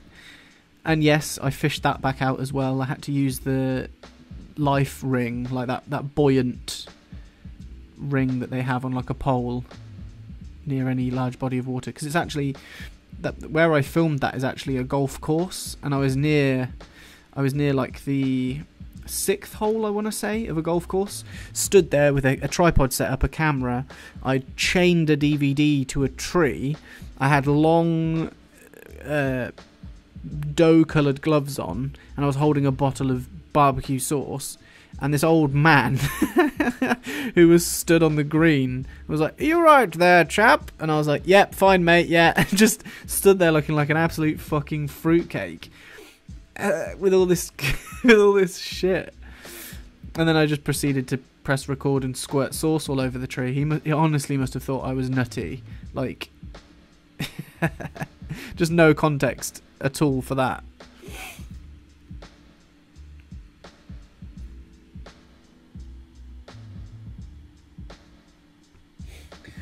Do you live on a farm? At the moment, the place I'm staying at is near like a stable, and there's just a lot of fields around. So like down the bottom of the garden there's like a little pathway that leads to like a public footpath that goes around like a golf course. And then up the other way there's like a stables with like a Shetland pony and a horse. And then it's just fields and fields and fields and fields and fields of just nothing, because all the crops are gone. Yeah, I'm just literally out in the middle in the sticks at the moment. But it's nice though, it's peaceful. Like, I've gone from living in like fucking right in the middle of London, like working on Oxford Street, just amongst pure chaos and hatred and just bitter, horrible, stressful life, to out into the middle of nowhere. And it's nice. It's a nice shift, a nice change. I think I needed it to restore my chi, I guess. I don't know, whatever you want to call it, juju, chi, mental health. But it's been good. Here for like 3 more weeks, and then I'm going to Asia, motherfuckers, to burn all my money that I've been saving for years.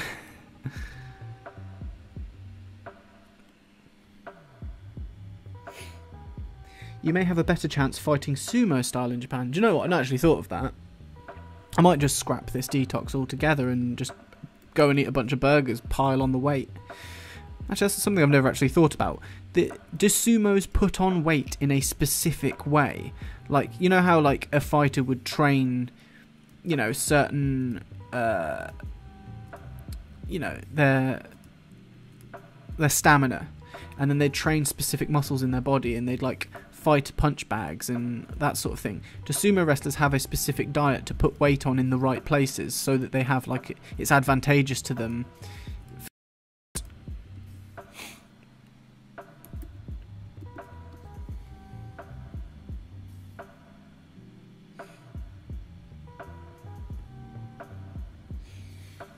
What places are you going to visit? So, flying out to Bangkok first off. So landing in Bangkok in a couple of weeks' time.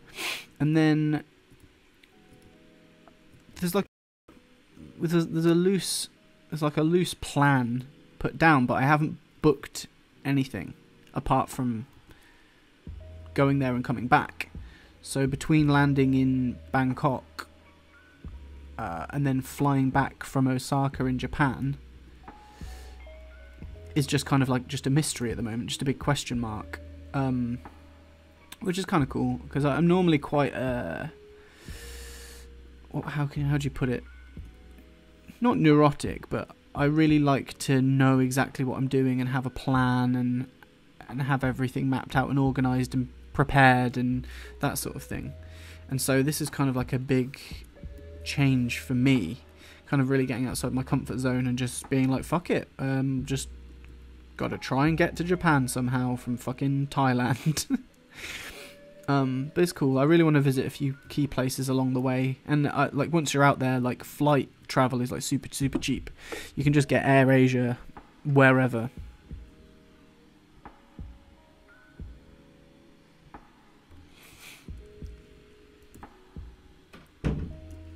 And so,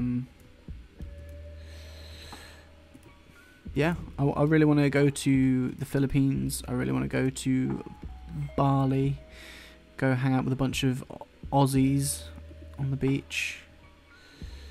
But then I really want to see some more kind of like cultural stuff. So, like some old fucking temples, old market towns. But yeah, I don't really know. I've bought like a bunch of guides and stuff, and my family have like given me guides and shit for Christmas presents to like for specific things to go and check out. But yeah, like I said, I've not planned it too much. I'm just kind of, because I imagine like when you arrive somewhere, there's lots of people all traveling around and doing things, and you'll hear word of like, hey, this place is really cool, or maybe you should go check this out. And if I've got like a regimented kind of schedule in place, it would be like, oh well, I'm not doing what you just suggested because I can't. So I'm just kind of going to go with the flow. Nepal is the best for culture.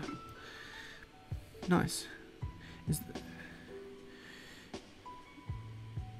Two live streams. Yeah, YouTube's done that stupid thing to me that it did to CJ yesterday, where it like split the stream up into two different places.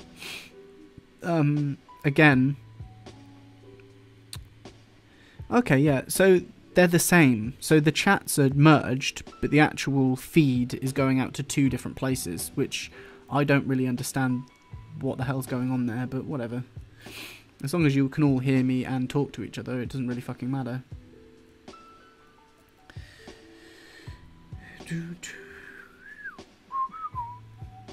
Okay, so I need to fuck off, eat AJ's other arm.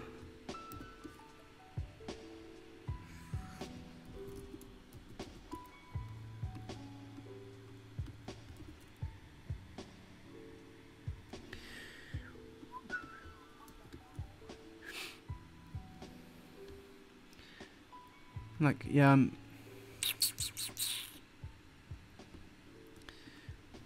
this stream's probably going to get copy striked anyway, because I accidentally let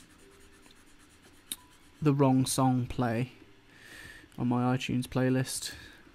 So, rags to that. I need to stop saying that because it's actually a person. I don't know whether you guys know that slang at all, but it was kind of like been around for maybe past 6-7 years, but like rather than saying like who gives a shit or I don't care, it would just be like, oh, rags, like rags, fuck it, you know, rags to that. You guys probably don't have that phrase. It's probably very, very specific to where I am.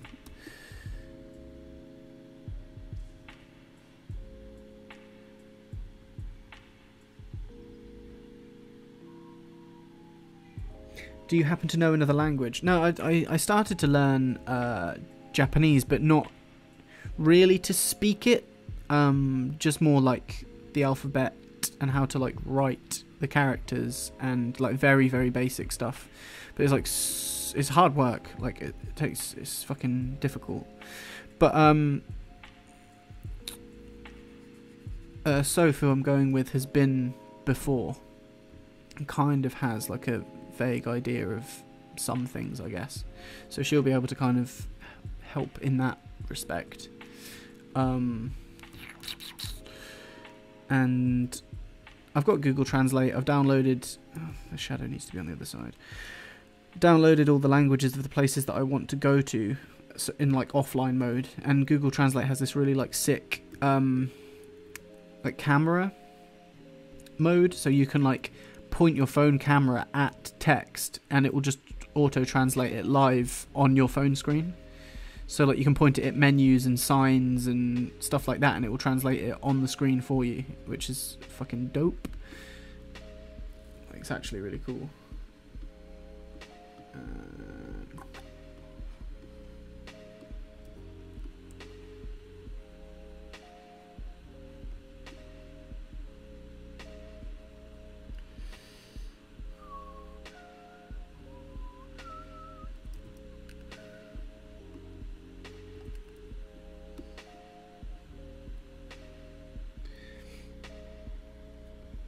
Do you have a favourite Asian food you're excited about? See, that's the thing. I'm a massive loser, and I really don't like seafood. Like, I've never really enjoyed it all that much. I think I just had like a pretty horrible experience with it as a child, and I've kind of carried that over into my adult life. And so I don't really like seafood all that much. But I think like it's like sushi's pretty much like a no-go for me. But I like some kind of different curries and loads of chicken dishes and stuff. And what the fuck is it called? Like masamam. I don't know. I can't remember. So I think like food's not really my strong point when it comes to travelling. I'm obviously going to try a whole bunch of new stuff, but there's nothing that I know of already that I'm particularly like actually excited about. Does that look right? Yeah, I guess that looks right.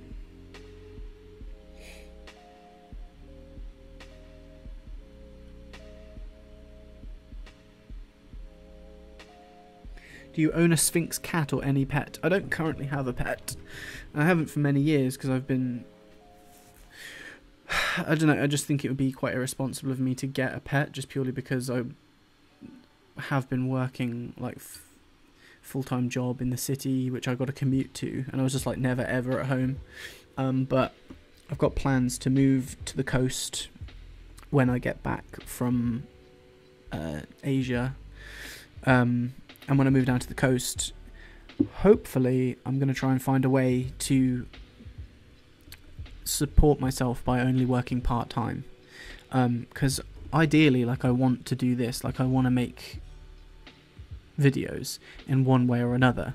And I've been talking to a couple of other, like, slightly bigger channels about who need editors and stuff like that. Because, like, this is the space I want to work in. Like, I've been working in TV...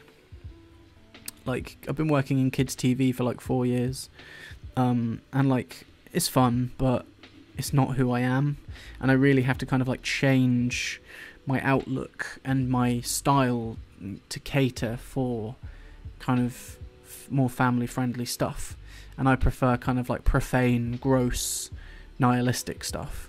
And so like I don't want to work in television anymore. I want to work in like the digital space, so I want to be on YouTube.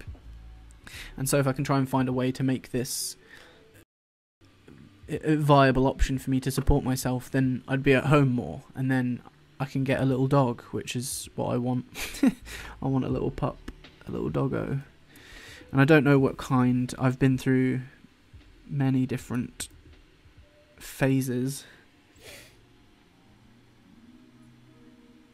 Get torikatsu while you're in Japan. Thank me later. So katsu's like katsu curry, right? Doesn't tori just mean bird? Is that just like tori? Because it's like neko. What is it? Neko's cat, inu is dog, and tori is bird. Yeah, tori. Happy New Year.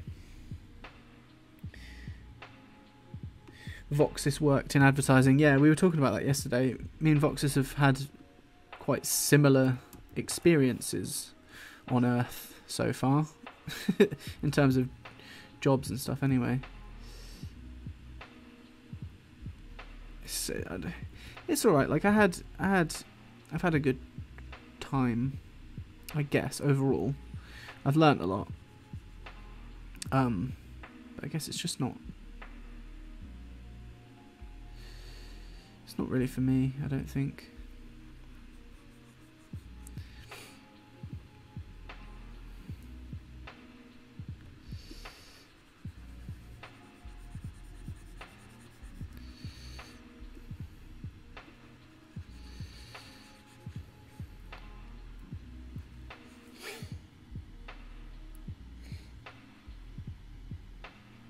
It's like fried chicken cutlet on rice. It's super good. Yeah, that sounds good. Real thin like. Real good. Yeah. Radical. Right. Sorry, I'm just like...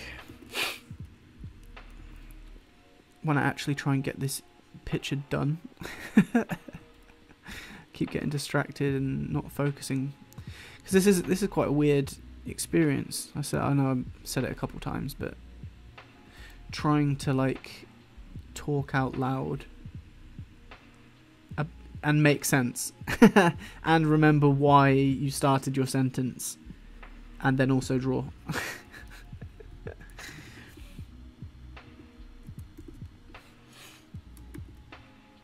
Okay.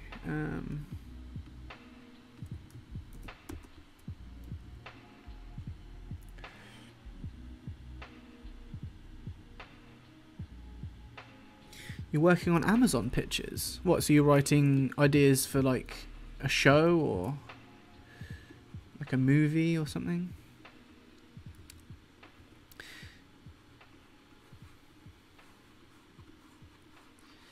I think your best bet with that, like I don't actually know from experience, but I really feel like your best bet would be to create some sort of pilot yourself, just kind of like independently funded, just to kind of give like a bit of a taster of what you're going for.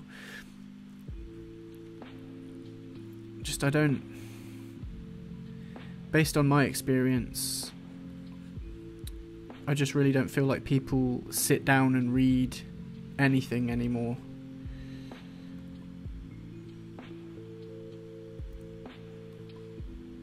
But then, I don't know, maybe I've just had a bad experience in that like a lot of the executives and head honchos that I've worked with have just been just dickheads, basically.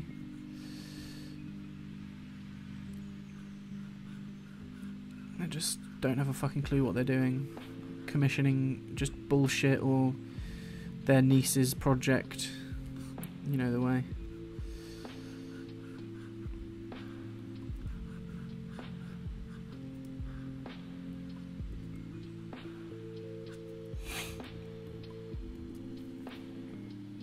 Working on a short film as well. Working on a pilot, ties to a short film. Oh, cool. Yeah, I'd done I've got like folders and folders and folders of fucking ideas of stuff that I like wanted to start, and that was kind of like the inspiration for beginning this, like making this channel, because you know, I'm not going to always be doing reviews of B movies. Like primarily I want to be creating original content, but it's going to take a lot of time and effort, money. I want to like collaborate, get other people involved who are like good writers, good voice actors, good animators, and like make something worthwhile that people are really going to appreciate and enjoy. But apart from, you know, like professionally, I've worked with in some pretty decent places. I've worked for some pretty big companies, but I don't really have much clout. And so I didn't want to go through the effort of like trying to put together like an original production and then just throwing it out there and hoping for the best. So kind of the thinking behind this was to come up with kind of like a new idea of something that I know I enjoy, and can produce a multitude of, to help kind of like build an audience of people who maybe share my sense of humour, or like just enjoy my style in general, or just enjoy the same things that I enjoy, and kind of build a little bit of a community that then might be receptive to any of the original stuff that I'm going to come up with. So then essentially I'm not just taking a huge gamble and making something for nobody. I think if there's like a bit of an audience there who can, you know, help shape it in a way, I'd feel a lot more comfortable and confident in producing a fully original thing, because I know, well, you know, at least someone's going to see it and it's going to, you know, someone's going to appreciate it. Because it was just kind of like the great unknown before. Like I didn't, you know, no subscribers, no people really cared. Like I had an Instagram, I've still got an Instagram where I'd post like little random animations and stuff, and like a bunch of my friends were on there and like would say, this is really good, but not enough to be like, right, that's it, we're going to spend a year making something. Oh shit, sorry, I just pressed the wrong button. No thank. Hey Snacks, I know the shirts aren't available yet, but do I have to be in the $10 Patreon for 6 months before I get one, or do I have to wait 6 months? Huh? Oh no, so basically, like, I've got plans for a bunch of merchandise, because there's like, I just want to make some cool t-shirts and stuff with like weird designs on.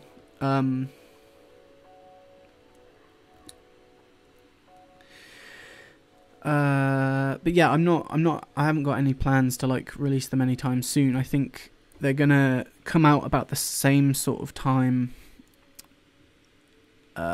like to line up with like the second season of Junk Film Review, which is probably gonna be in like a couple months.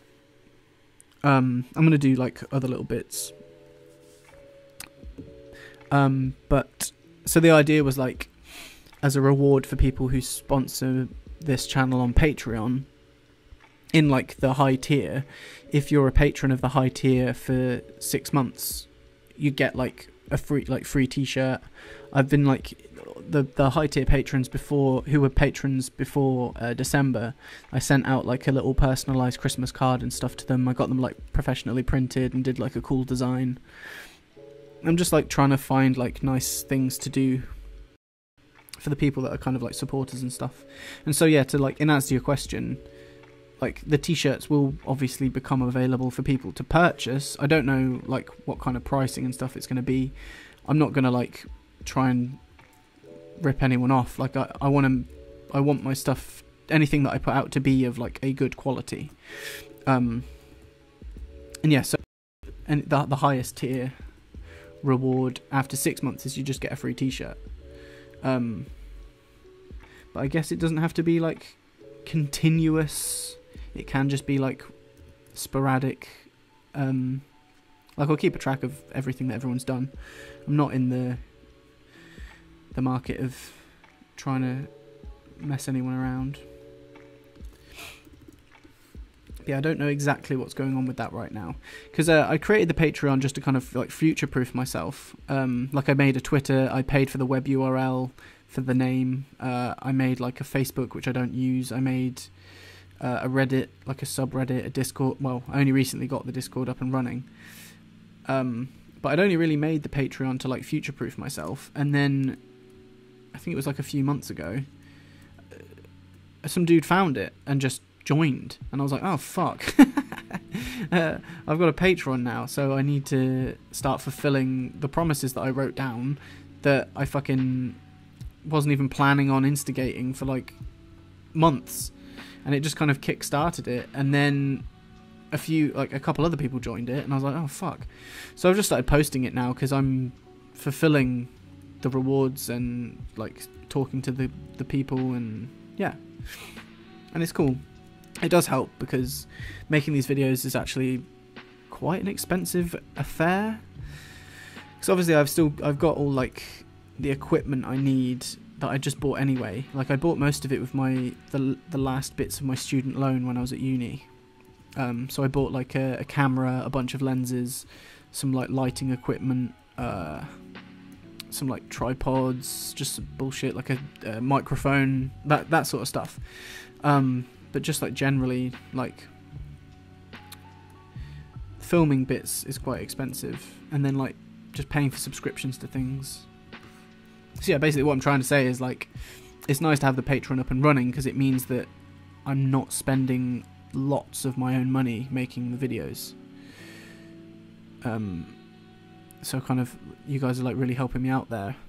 I'm not broken even. I don't think I will.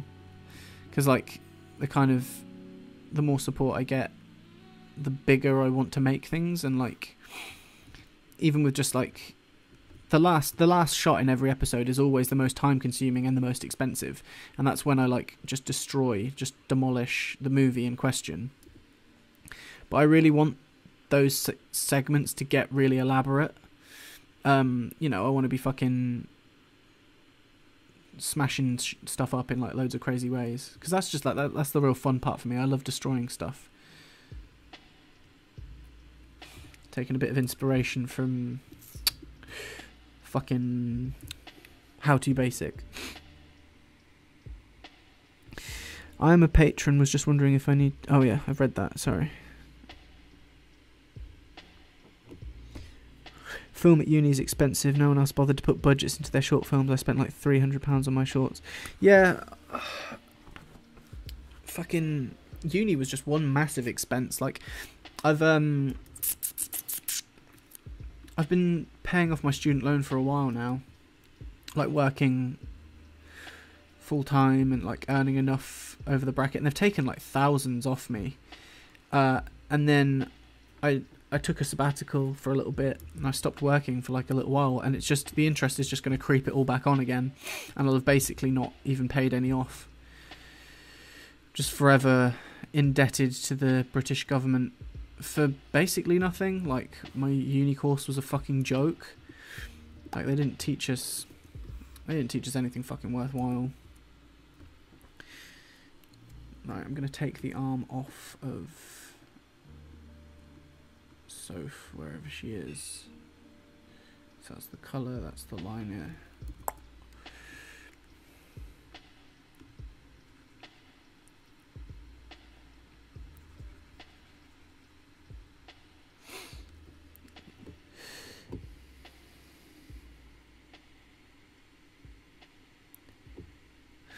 What is Discord? The Discord link is in the description of the 2018...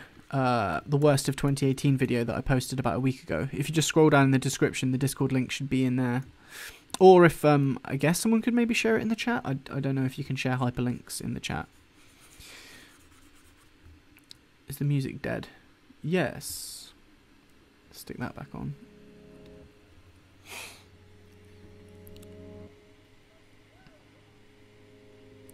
Still in my overdraft from my master's degree. Maybe fake your death before you go to Asia. Yeah, so I managed to pay off my overdraft finally, because basically when I made the right choice. Like when I was studying, most of my friends, like I got a student overdraft obviously, but most of my friends like upped theirs. Like every year they'd offer you a bit more money, like, hey, do you want to be more in debt? And naturally everyone would be like, yeah, and then they just go and spend it all on like beer and just bullshit stuff. But I only got mine up to £1,000, and then when I reached that I was like, it's going to be a fucking effort to pay this off. And so when the bank contacted me after the first year and was like, hey, do you want to up your amount to £2,500? I was just like, no. I'm just going to struggle and get by, eat noodles for a bit, and fucking not end up your bitch, basically. And like, so all my friends kind of like swanned around a little bit, spent loads of money on stuff, and we're like, hey, we're having a great time. And then literally a couple of weeks later, we're just bang straight back in the same boat as me with no money. So I kind of just, I managed to avoid a massive debt there. It's very easy to fall into. Student living. And don't take, like, any of you out there, if you're like a bit younger, don't take my negativity towards university to heart at all. Don't let it dissuade you from maybe going if you're like undecided or whatever, because it was a really good experience just in general, like the whole thing. It was really cool to like move out of my like little hometown, like meet a fucking ton of new people, be in a completely different place. Like I got to be like in London, which was quite advantageous just in terms of like career opportunities and stuff, and just in generally, like it was just a great experience. And I do wish it wasn't as expensive as it ended up being, and I do wish my course was maybe a little bit more useful, but I wouldn't change it for anything. I wouldn't, if I went back in time, I'd do it again, 100%.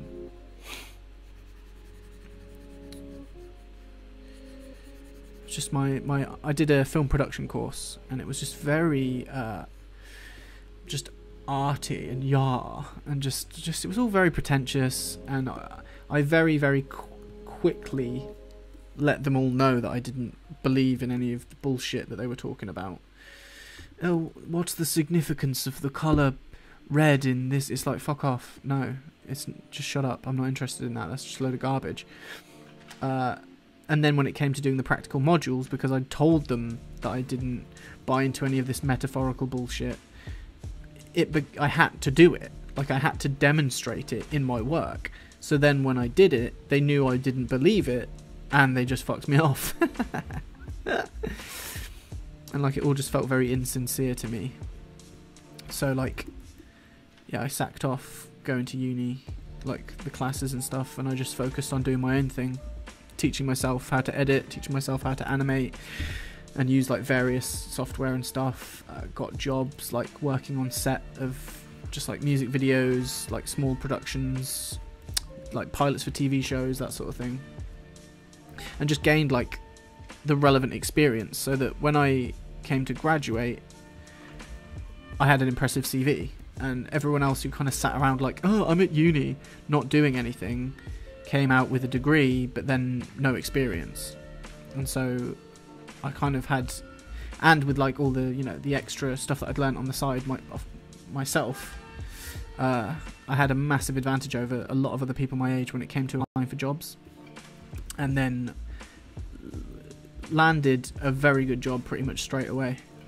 After faffing around for a little bit, like I started my own little independent production company. It was basically just me with a camera and some lights, just basically putting to use all of the things I'd learnt working on set.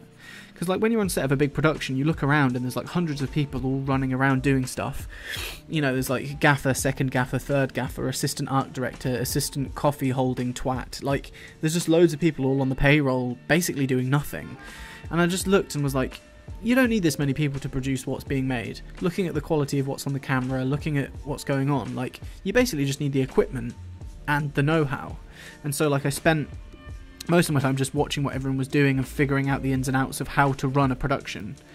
And then once I graduated and stopped being a little runner bitch, I started my own little independent production company and put that knowledge to good use. And basically produced stuff for fuck all for people, comparatively, you know, to big production companies, which meant I pulled in some pretty decent contracts. And I was kind of mugging myself off a bit, I guess, like they were getting a really good deal, but I was nobody.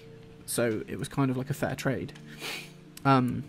Which meant I very quickly built up like a reasonable portfolio of work, but then that meant that when I went and applied for a job, I had, you know, the credentials, so to speak, that were very appealing to a large corporation who then sucked my soul out for 2 years straight. Yeah.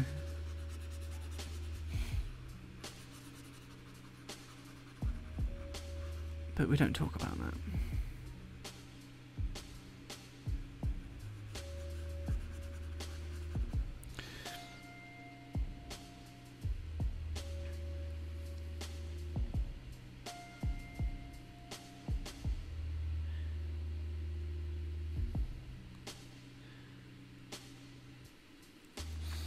What did you use your money on? What? Paying rent? I was living in London.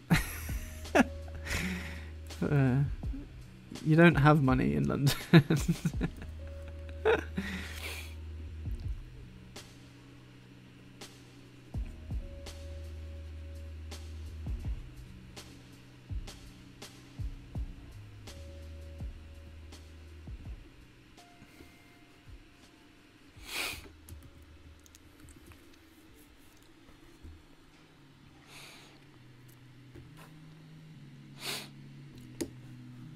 So yeah, has anyone got any fucking exciting ass plans this year?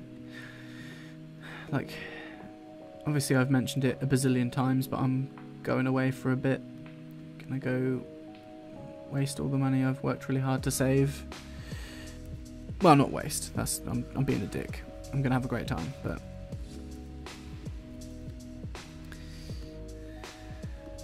just, yeah, I don't know. I've got a good feeling about this year. 2018 was fucking weird year.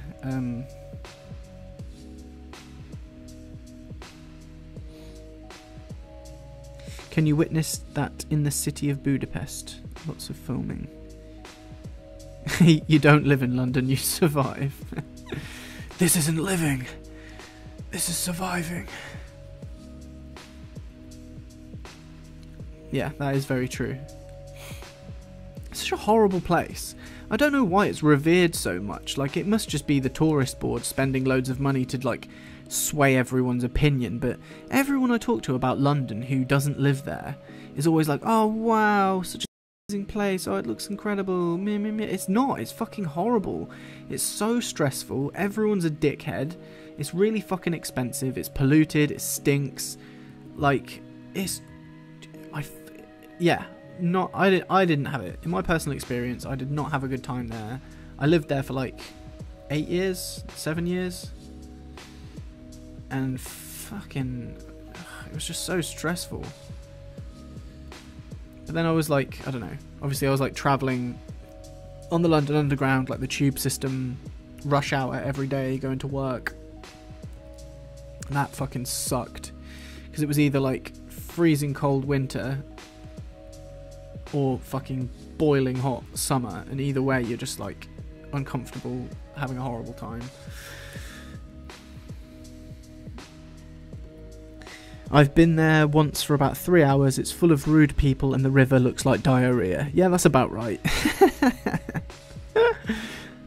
I feel that way when people talk about America. No, I don't know. Fucking America's vast. There's a lots of different shit going on there, and I don't think... yeah, I'm sure there's some really rough places in America, but I'm sure there's some absolutely beautiful places too, so I don't know. But then I've not been. I'm just fucking guessing. You know better than I do. Fucking ignore me, I'm a fucking idiot.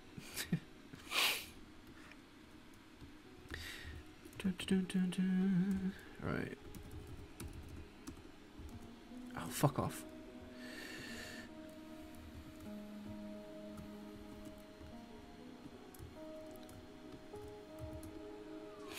Just New York is the same as London. Yeah, I imagine so. I think there's something really kind of romantic about New York, though. I think I'd really like to go there, like in the winter, like when it's snowing, kind of like Home Alone 2 style. I'd like to go to Home Alone 2 New York.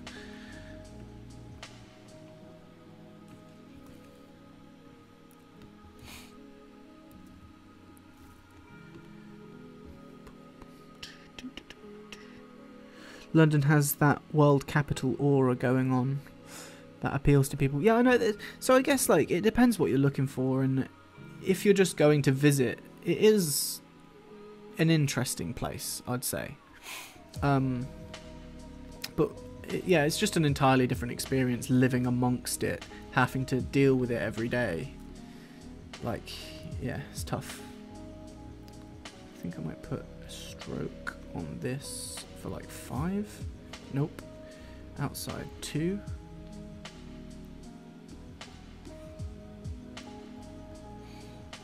3. Yeah, 3.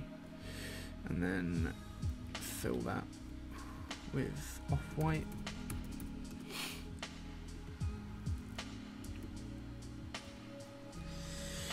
London has loads of tax breaks for filmmaking. Really?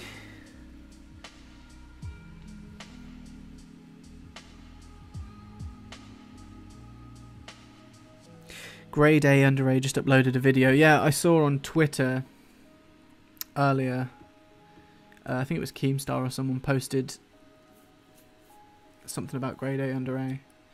He's back apparently. Woohoo! Can't wait to not watch his videos. Like, sorry if you guys enjoy Grade A. I just never really got it myself. I don't know. Just maybe I've not seen the right video. To be fair, I've not even really sat down and paid much attention.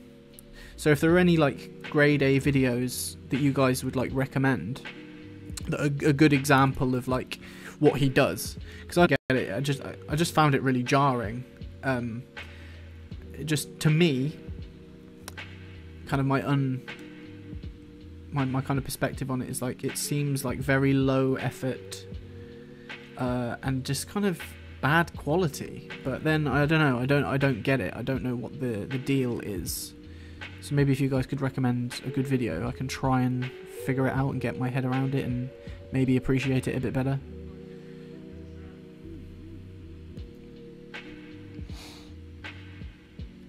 Who is Grade A? He's just a YouTuber who drew a fucking really crap picture of a stick man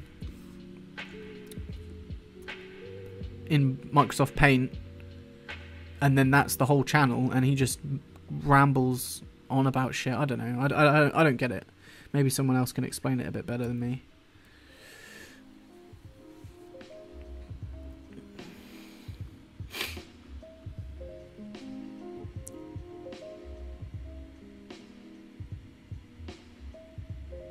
Girly drinks versus manly drinks made me laugh. Alright, I'll check that one out. It's like I say, I've only ever really seen his content in passing, and I've been, you know, I made a snap judgment, and maybe it's wrong. I don't know. But in times like this, when you're just inundated with things to click on and look at, if something just doesn't sit right with me, I'm not gonna bother, you know, going out of my way to try and figure out what it's doing or saying, because fuck it.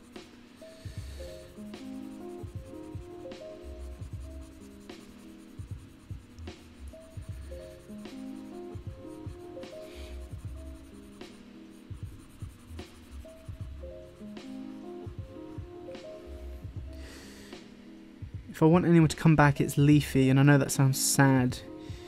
It was like good bad movies. I used to watch Leafy ages ago, before things got really rotten. And it's just one of those things, I don't know, when you're new to it, you don't see the patterns, and you don't notice the problems as much. But in quite a short space of time, I realised, like, he doesn't really have anything to say, and he repeats himself a lot, and he's always just making the same statements, and he's always padding his videos, and they just go on and on and on and on, and he never really gets anywhere or adds any real value to whatever he was commentating on. But you have to kind of respect him in that he popularised the commentary genre in a way. Like, I'd seen, there's a few commentary channels, but just that style, and he kind of, like, essentially gave birth to a whole group of YouTube channels that are around now that are kind of inspired by what he did. But there's more than likely there was someone that was doing what he was doing way before him, but I don't know. Haven't seen everything. I wish JonTron made more stuff. Yeah, same. JonTron's, I think, my favourite YouTube channel. He's definitely a massive inspiration for me and for what I want to do. Just in terms of just, like, his production quality is so fucking high. Like, he spends so much time and effort, and you can see it in his videos. And, like, lots of really funny physical gags, and, like, he's just a humorous guy. I think he's good. Maybe his opinions on some matters aren't quite aligned with mine, but I don't think that should get in the way of someone who just wants to create entertaining content. Everyone keeps getting way too caught up in politics, and I think it's dangerous, because I don't know. You're really going to struggle to change anyone's opinion on these sorts of matters. And I don't think shutting people down for having a different opinion is a good approach to take with anything. It's unhealthy, and it kind of forces bad attitudes underground where they kind of fester and get worse. I'm rambling again, but basically the point was, I like JonTron, I like his content. Shame he said some stupid shit. I don't know whether he believes it or not. I hope he doesn't, and he was just being careless, but we'll never know for certain, for sure. But I would like to see more from him, and I wish he wouldn't keep leaning on that flex tape meme. Like, that flex tape video was funny, and that's kind of brought him a lot of, like, attention, a lot more than he had before. But it's like Flex Tape 2 I didn't really enjoy at all. It made me cringe a lot, and, like, I don't know, what did you guys think?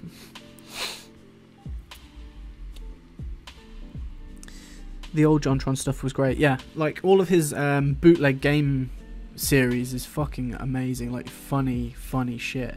Like his bootleg Disney stuff, his, like, bootleg plug and play videos. He's just a funny guy. I'm sorry if I got a little bit preachy a second ago, guys. I'm drawing and I'm not really thinking about what I'm saying, so I probably was just an incoherent mess. Excellent. All right.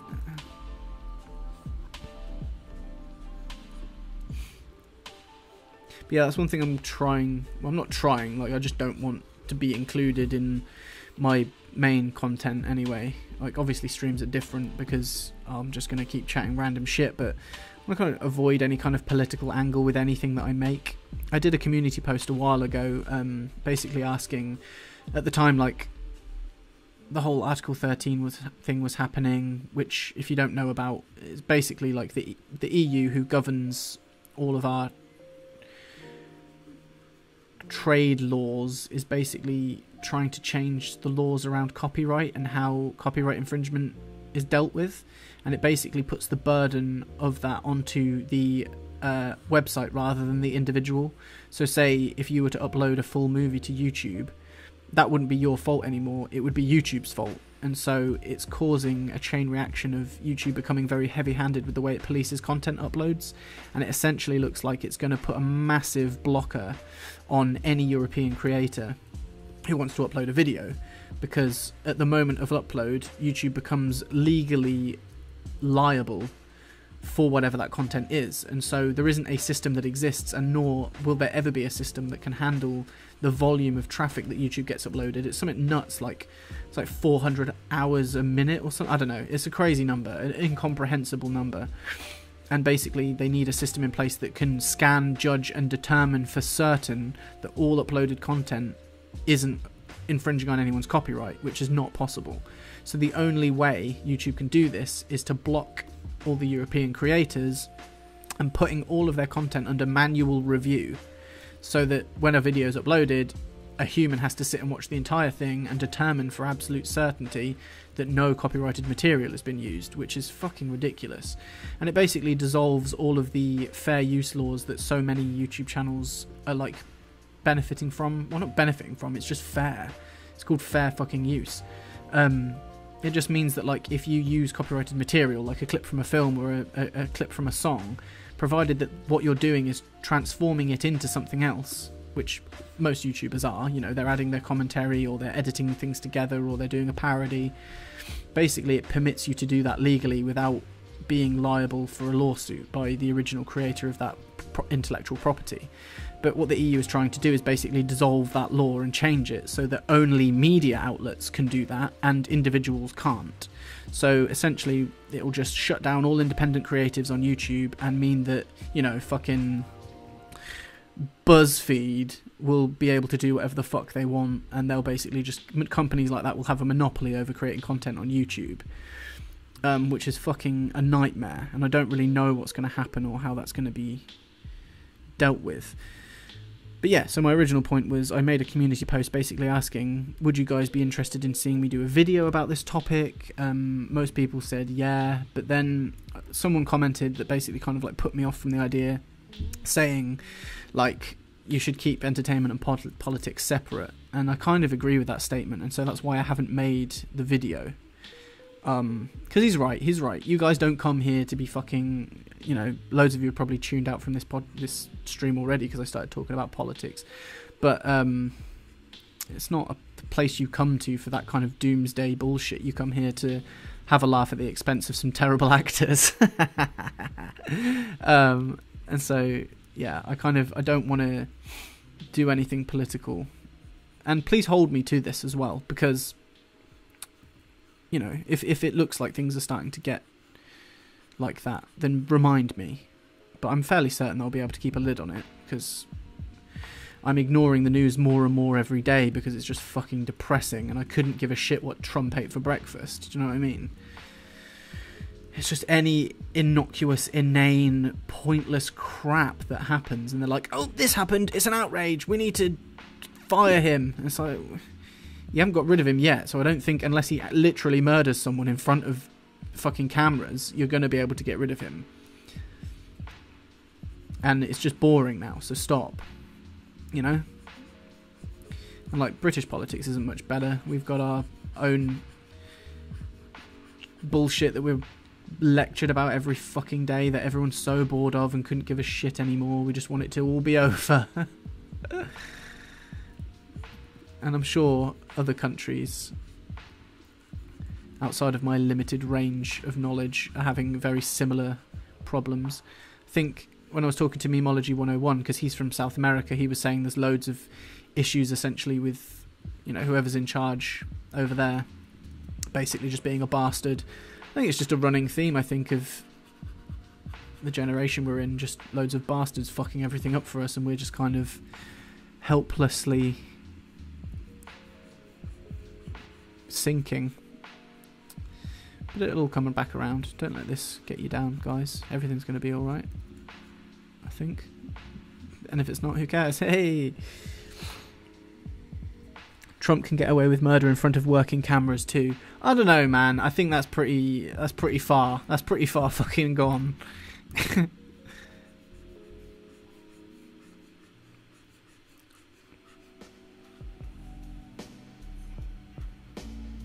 Pretty fucking far from okay. I hate South American politics. Yeah, I don't know too much about it. Like, all I really know is just like the odd bit I've heard, I've, you know, been told in conversations with people from that part of the world, and all of them are just like, oh, it's fucked. Like, absolutely fucked. So I guess you couldn't even give a single shit about Trump, because you got your own boogeymen to worry about. And, like, unpopular opinion, but actually, no, I'm not even going to say that. No, I'm not going to say that, because it's not true. You'll never know.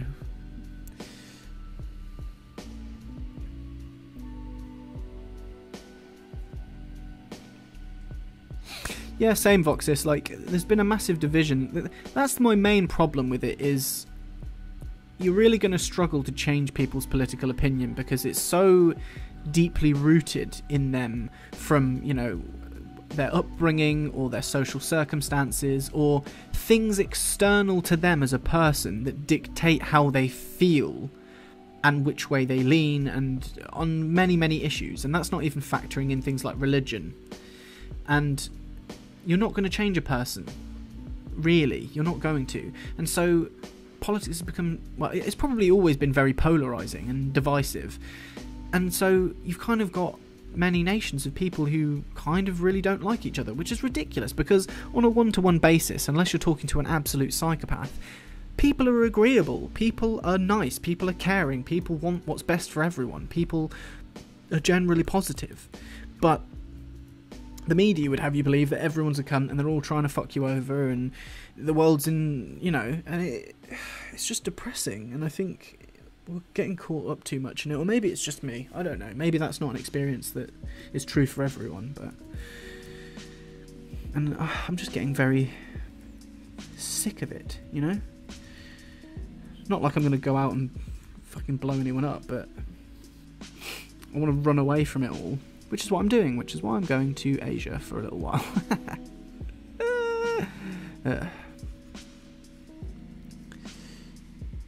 Trump is a meme magician. Take note, children. By the way, didn't you want to not get political?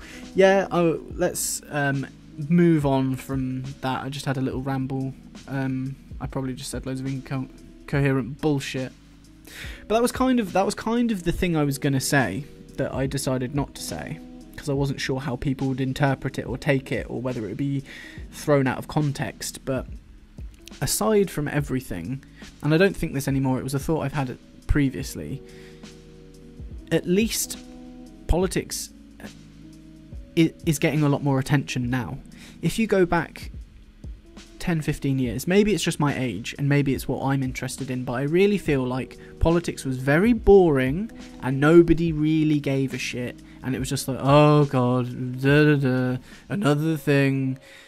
But it's just turned into a fucking reality TV show now, and it's crazy and it's exhausting and it's 24-hour craziness, just fucking insane. And I just don't think we are capable of dealing with that.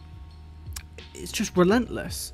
Do you know what I mean? We are basically an organism that's used to just like kind of moseying around, picking berries off a bush, maybe fighting off some kind of predator, and living in like a mud hut.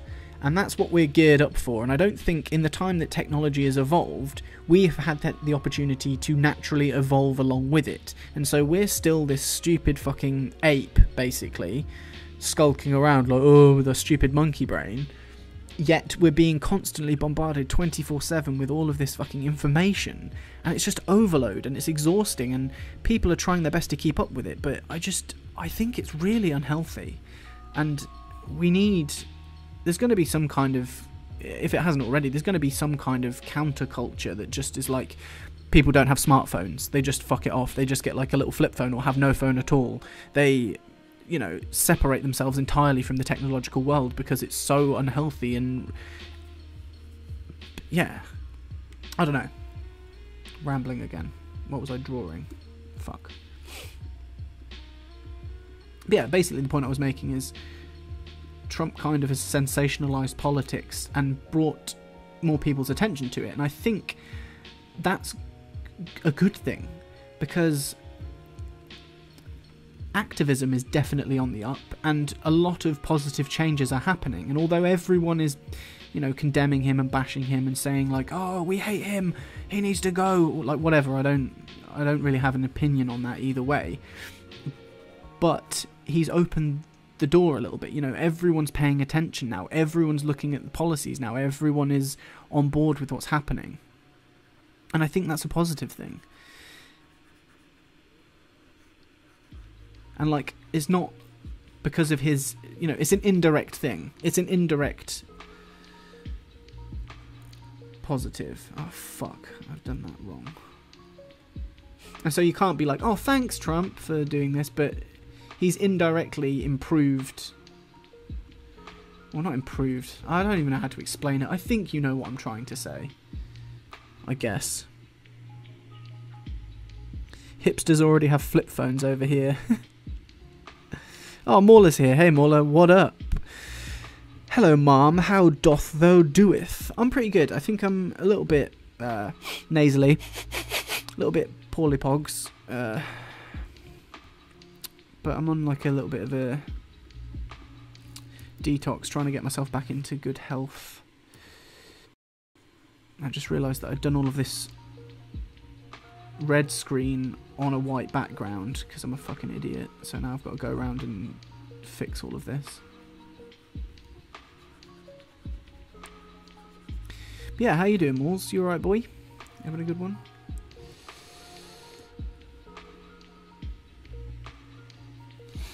Just in time, we're discussing politics. We're not. That's the end of it. The end of the political conversation. That's not what I want to... Oh, I guess you guys will just do whatever the fuck you want, but I'm going to stop talking about it. Because it's just bullshit. And you hear enough about it all the fucking time. It's just relentless. I'm sick of it.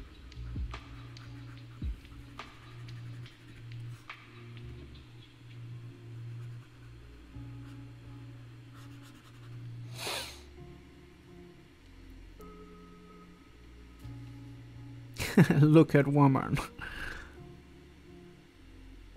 Oh no, I didn't say polypogs, I said poorly pogs, which is another phrase that none of you will know.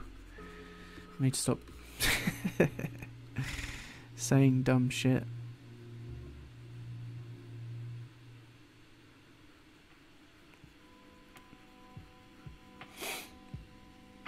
Colgate. You're going to go on a Trump rant in your next review randomly. No, that's what I was just saying, actually, Mauler. Just making a clear divide between what's meant to be entertainment and what's meant to be political. And I think you guys are going to get plenty of this shit coming up in 2019, just purely based on the fact we're having like a bit of a celebrity invasion on YouTube. I don't know if you've seen Will Smith's here. Dwayne The Rock Johnson is here. Jack Black recently made a channel, which is just fucking so annoying. Like, all of these entitled dickhead celebrities have basically decided that they want a little bit of the, you know, a little bit of the reward without putting in any of the work. And it's working. It's, you know, it's paying off for them. But I can just see that, you know, they're the kinds of shills that will, you know, introduce politics into a channel which is meant to be for entertainment. And you're just going to get loads of this bullshit. You're just going to get loads of videos, you know. There's going to be a Jack Black, there's going to be a Jablinski Games video probably in the next 6 months that's like, why I'm voting against Trump. Or, do you know what I mean? Like, and it's going to be like, dude, you came here to play fucking Fortnite. Like, why are you chatting shit about politics? Like, why are you doing this? And he's going to convince his 10 million subscribers how to vote. It's just a mess. It's messy.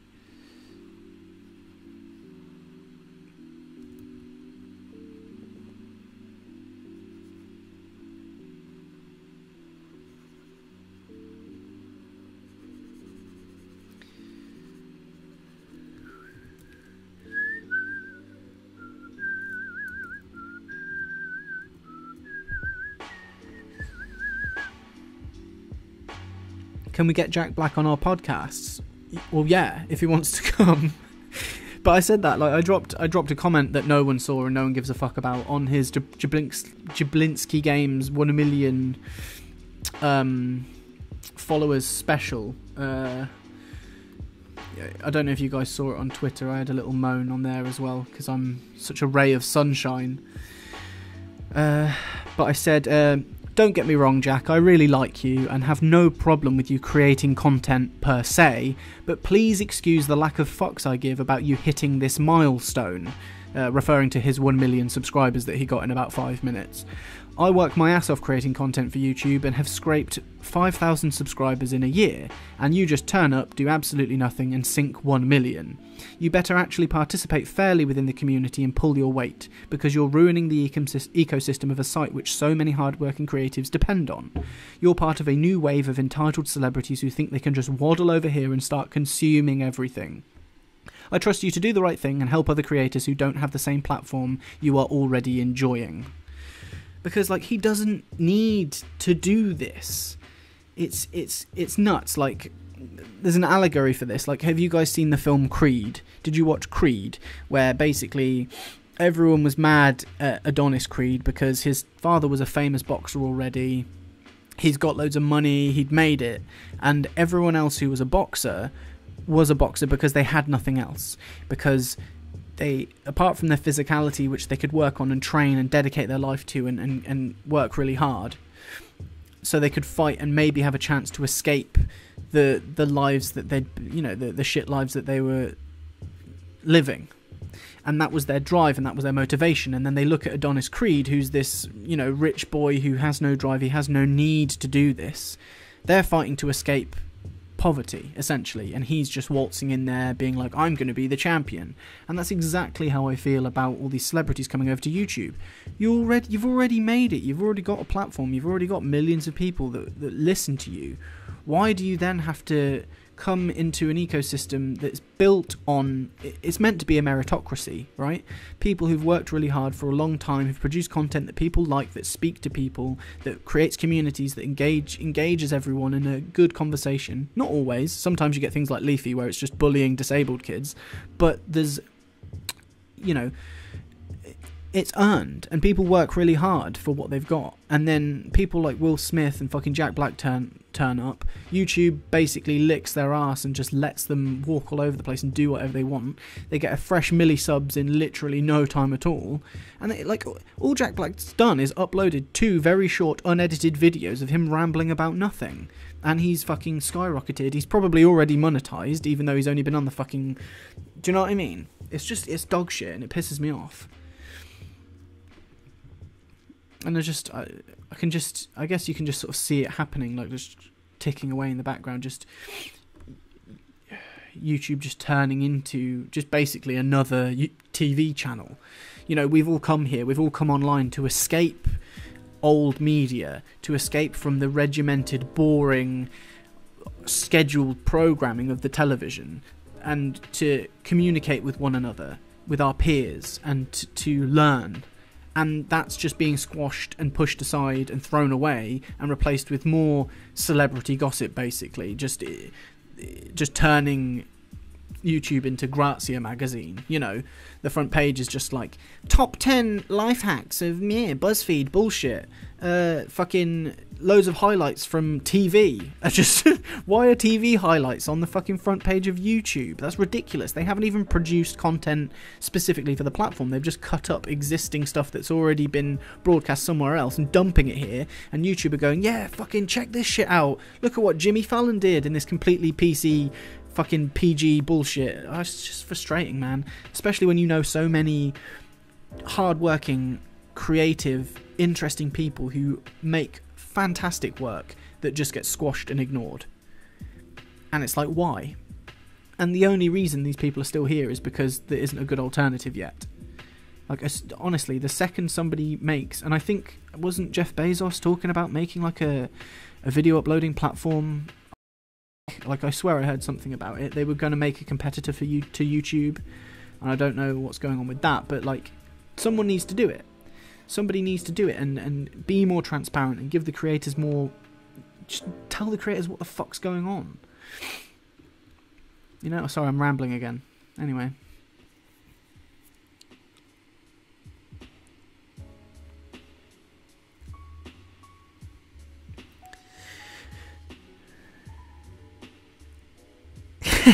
Keep going, Snacks. It's cathartic. Maybe have a cry too. Yeah, alright, I'll shut up.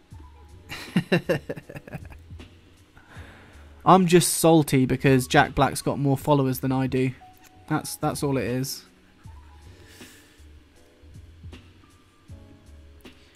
I swear he hasn't made a good film in fucking years. Like, what is he even doing? Same with Will Smith. They've just both been just making shit. Hollywood doesn't like them anymore, so they're like, oh, fuck it, we'll just go to YouTube. We'll just come over here and fucking take over. They'll roll out the red carpet for us, so we can do whatever we want.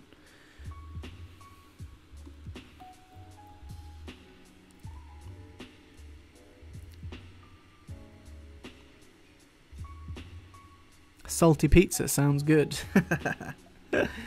Yeah, alright, I'll shut up now.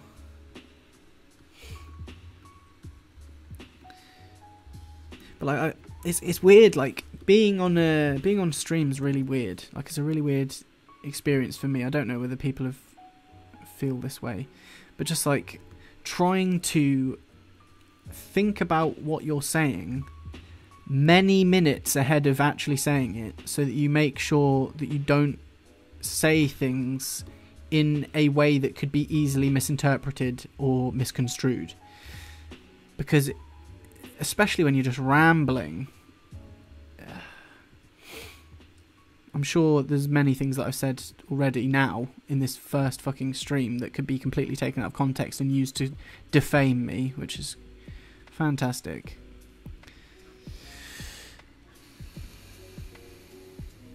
What do you think about Rewind? Are you trying to fucking bait me? What do you think? What does everyone think about Rewind? It's unanimous. Absolutely unanimous. No one, if you like that, your name's Will Smith. Because, fuck me, what an embarrassment. And the thing is as well, like, it's not... all those dislikes aren't even just a reflection of the out of touch and terribly executed video. They're also a result of a year of creators being fucked around and treated like shit, basically, and not being told things they should be told, and it's just a massive backlash. It's a terrible mistake. And the retort to it from YouTube was basically like, oh, you know, we've heard you guys, we've heard you, we've seen the dislikes, so next year we're going to try really hard to make a better video. And it's like, no, people aren't mad just about the video. People are mad about everything. People are mad about the way that you're handling the website. People are mad about the fact that you're not transparent about all the changes that you're making behind the scenes. People are mad about the fact that their homepage is just full of shit that they don't want to see. People are mad about the fact that you're deleting channels left, right and centre of people without warning for what appears to be no fucking reason. That's what people are mad about. So yeah, make a better Rewind video next year. People won't give a fuck.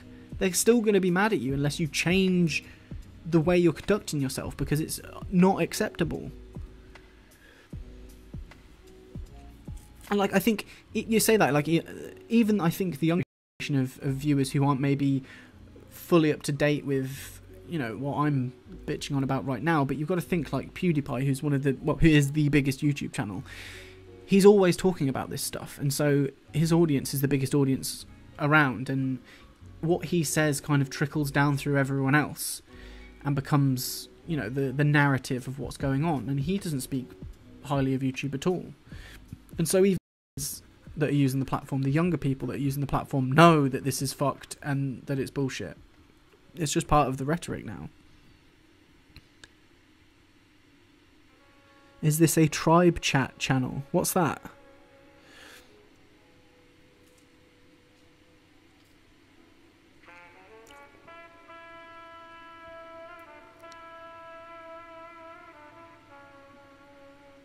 They shouldn't listen to the creators, they should listen to the fans.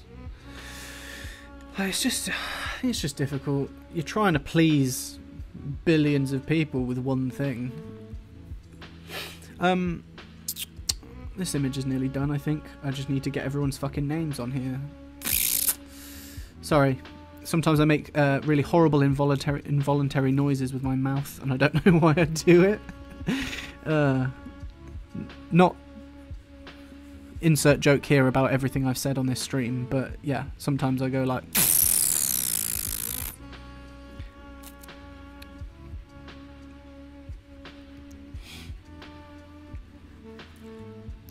But yeah, has anyone been here since the start? Like, what do you guys think about this as a stream? Is this okay? Do you like watching me very, very slowly draw a picture and chat utter bollocks about nothing? Like, is this something I should do again?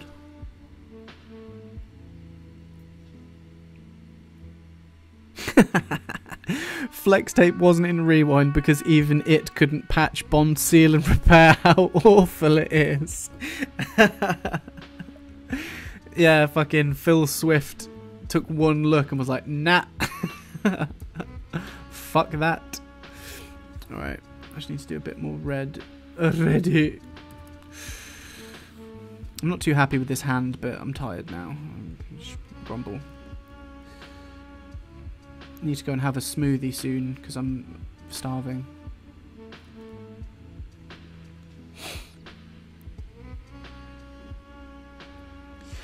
It's pretty good. Been here the whole time. It's fab. I've been here since early on, and yeah, it's nice to hear you chat utter bollocks in endless variety of options, in the endless variety of topics, in the multi-stream verse.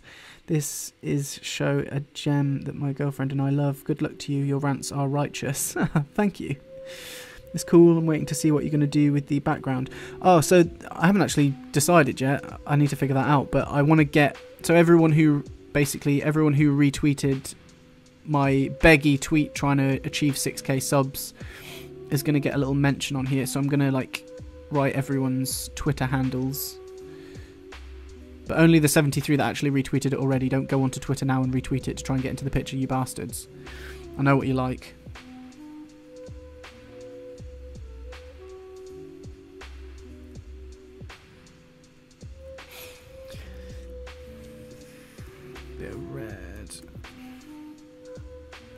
Just go on the Will Smith diet. Just huff your own farts. No calories. I don't know, man. After Christmas, I'm pretty sure my farts are pretty calorific. I had 3 Christmas dinners this year. In 2 days. Fucking craziness, man.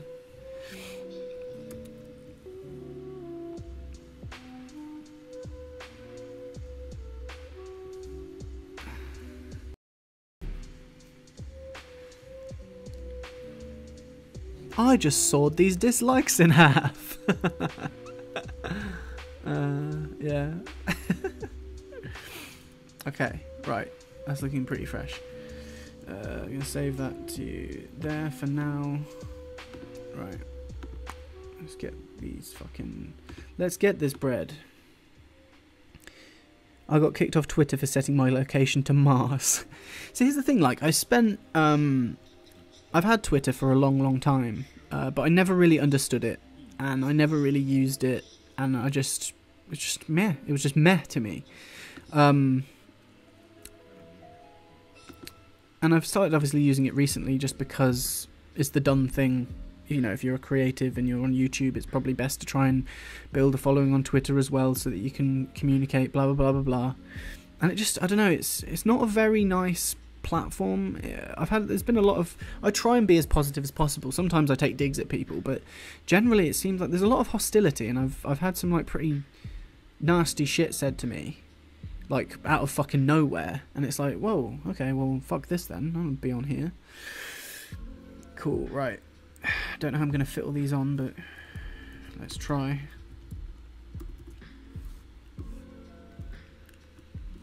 Six. See how that looks. Maybe too big. 4.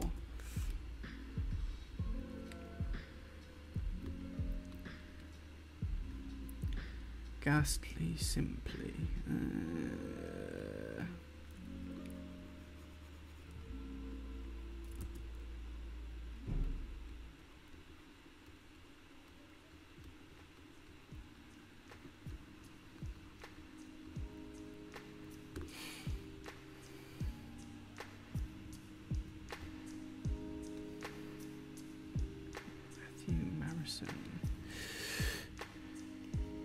Chungus Life. Snacks, the Great British Podcast, is listed and up on the Cynical Reviews channel.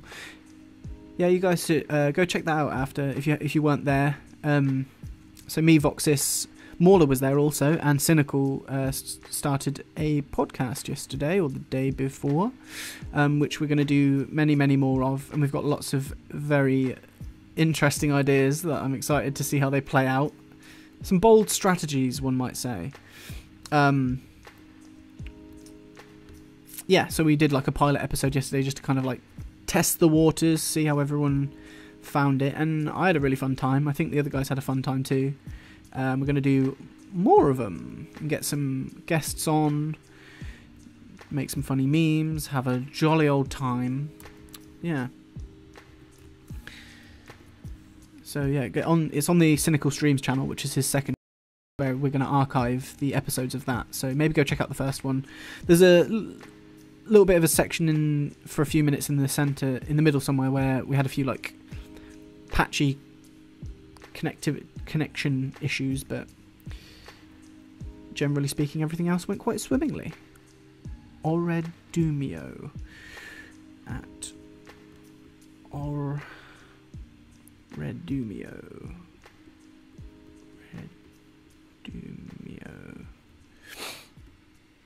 Featuring Big Chungus. I mean, we can try and get Chungus in for a guest spot.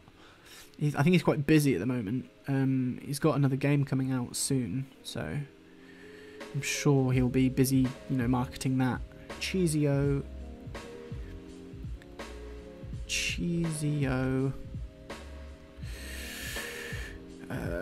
YT.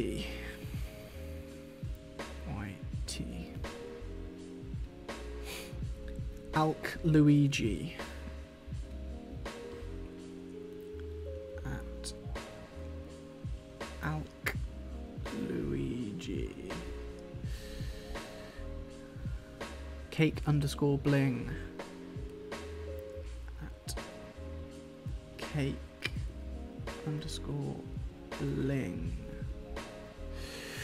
Big Chungus is dead. PewDiePie reviewed it. Oh yeah, he did in the 2018 year meme awards or whatever. Glad to hear you now have a podcast. Yeah, it's good because I can kind of lean on the other guys to be funny and interesting. I don't know. Yeah, it's a nice mixture of people as well. I think. Yeah, it's gonna be fun. Not Andrew Baker at not Andrew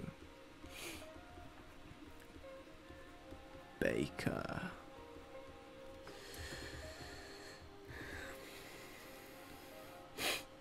At NVERYY. N very Y. Okay. N very Y.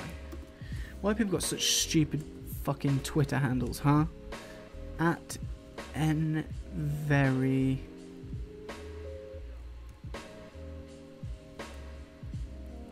Y. Heath Heather Dragon 13. Fucking hell. At Heather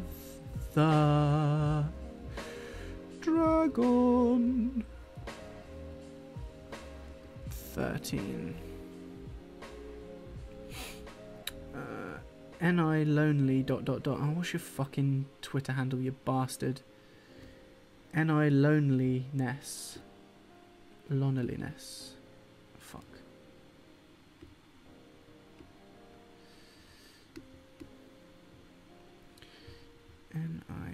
Oh, it would be in a different fucking order now. NI loneliness. At NI loneliness.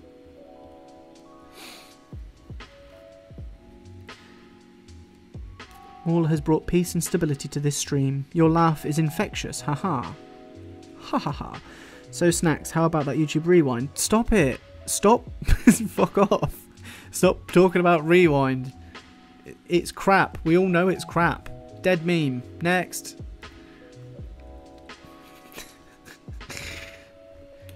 I think you've cottoned on to how much it triggers me. New _ fate 26. Where can we fit you in with your stupid name?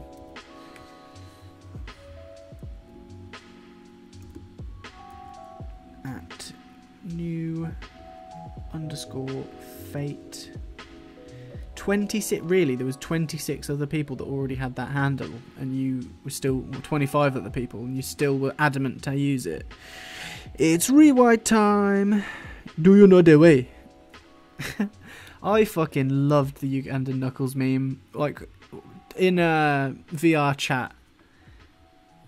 Honestly, that made me laugh so much. It was just so absurd and irritating and just ridiculous. And it really reminded me of just like old internet, like good old internet memes. Just fucking completely irrelevant, random.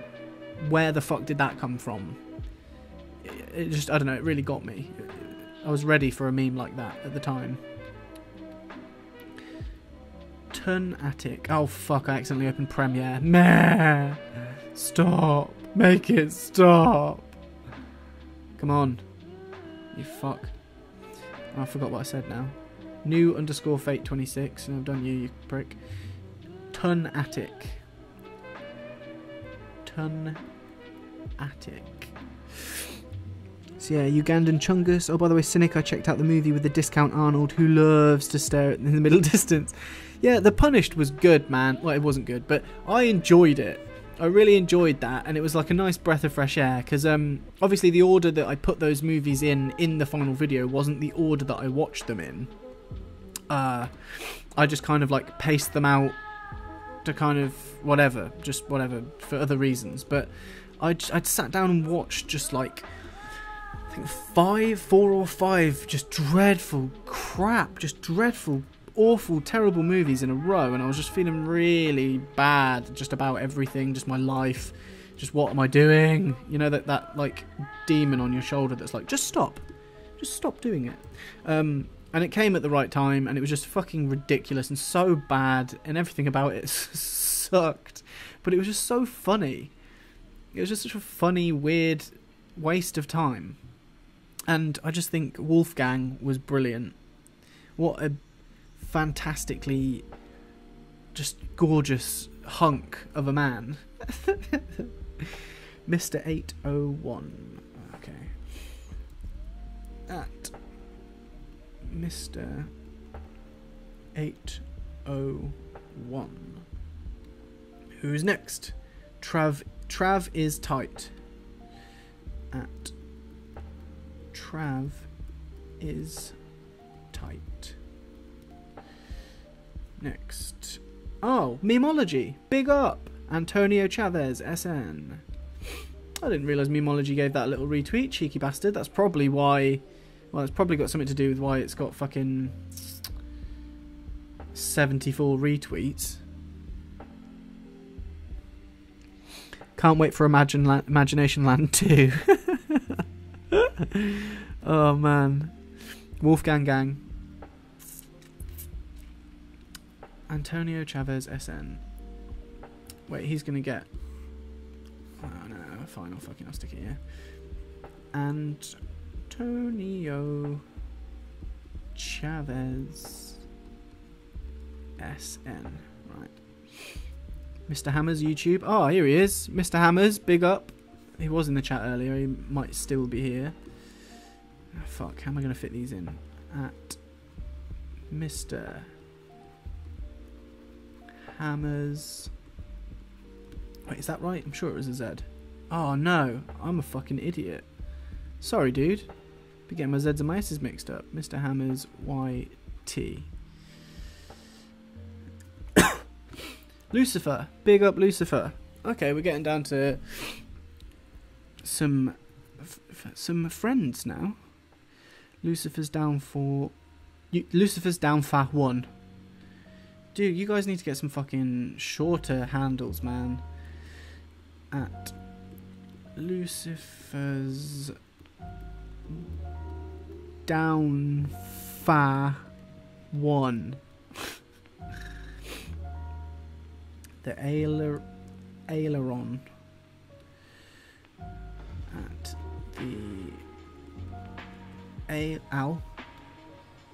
Aileron. Fuck. Aileron. Anyway, Cynic, I've got videos to make and get prepped for my 2019 uploading schedule, so toodles. See you later, Beardy. Thanks for stopping by. Appreciate you.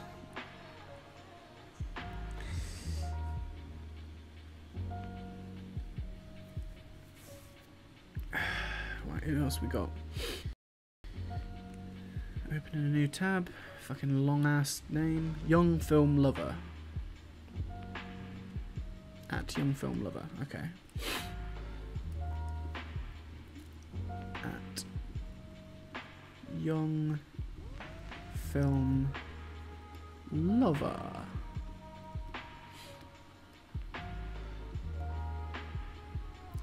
Nor 61 Barretto. Oh, fuck's sake. At Nor 61 Barretto.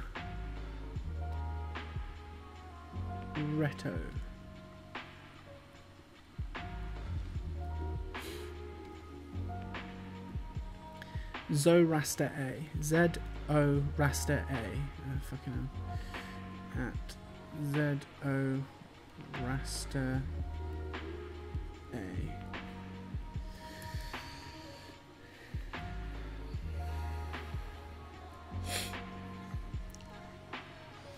I want to get my friends to watch Imagination Land together. We could analyse the symbolic and philosophy that masterpiece besides a few bit. Mate, honestly, that Imagination Land is horrible. I wouldn't wish that viewing experience on anyone, honestly. Just absolutely baffled by it. Like, what were they... What is honestly, it's garbage. Please don't spend your time watching it. If you're going to watch any of those movies that were in the worst of the year, watch The Punished or watch Dead Squad Temple of the Undead, because they actually have some unintentional merit to them in that you can laugh at them, they're funny because they're bad. Imagination Land is utter piss. Please don't watch it. You will regret it. You'll regret it. It's not even funny. It's just dire. Voxis, I've seen the Star Wars Holiday Special. I know I didn't specifically sit down and watch it this holidays, but I've seen it. And yeah, alright, yeah, that's fucking... It is really bad. It's mostly just random noises. Hecking K. Okay. Hecking K. At Hecking K. Bertram Hain. Bertram Hain. At Bertram Hain. Elcor. Cool, a short one, finally. Fucking hell, I can start filling this up. At Elcor. Actually, that will fit. There.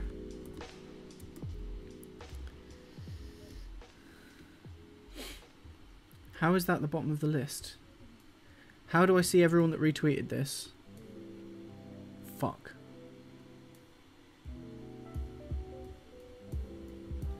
Guys, does anyone know how to use Twitter? I'm trying to see all the names of the people that retweeted this post, and there's apparently 74 of them, but I've just scrolled down to the bottom of the available list, and there's like maybe 20. I count 1, 2, 3, 4, 5, 6, 7, 8, 9, 10, 11, 12, 13, 14, 15, 16, 17, 18, 19, 20, 21, 22, 23. See, I'm about 50 people short, and I filled half the image up, so this is going to go well. I've no idea how to do it. Fuck. Well, this has put a bit of a fucking...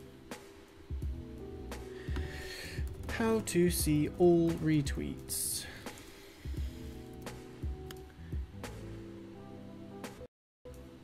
View the people who retweeted you.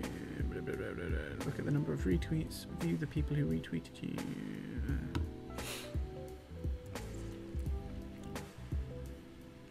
Yeah, I thought Incredibles 2 was pretty meh. Like, just there was no point to it, and nothing really happened. It just felt like another kind of pointless Pixar sequel to me.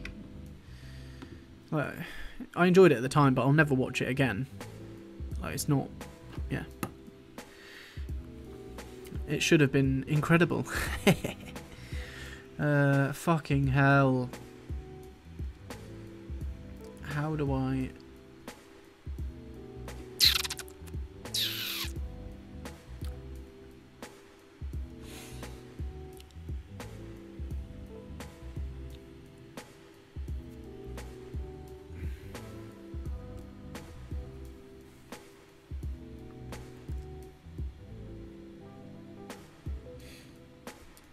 Right, I might have to go through my notifications in that case.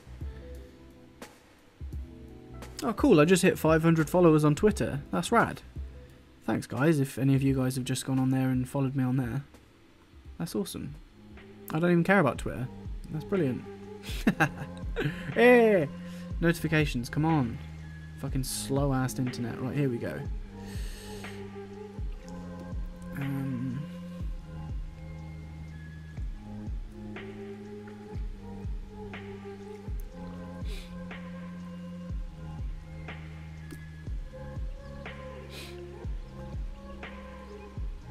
Right. Simply Ghastly, Matthew Harrison. Alright, okay, I can kind of do it this way. It's just a bit more long-winded, fuck's sake. Orodumio. I think I already did that one. Have I done Orodumio? Orodumio. Yep, done Orodumio. Cool. Right, so...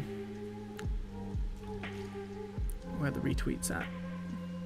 Matthew Harrison, I've done...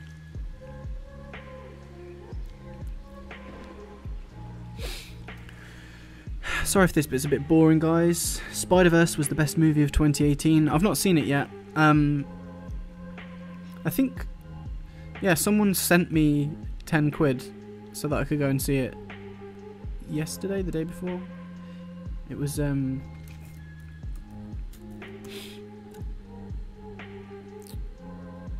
I've sorry, I'm just trying to look at these retweets.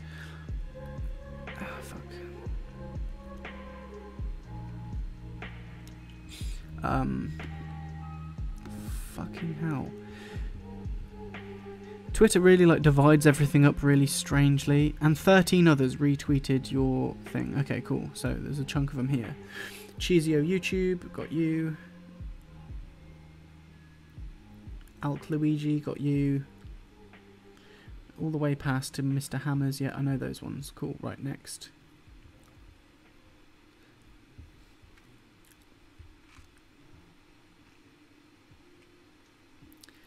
Oh, fucking hell, it's just repeating the list now. Cake Bling, I've done you. Not Andrew Baker, there's a new one. Fucking Jesus Christ.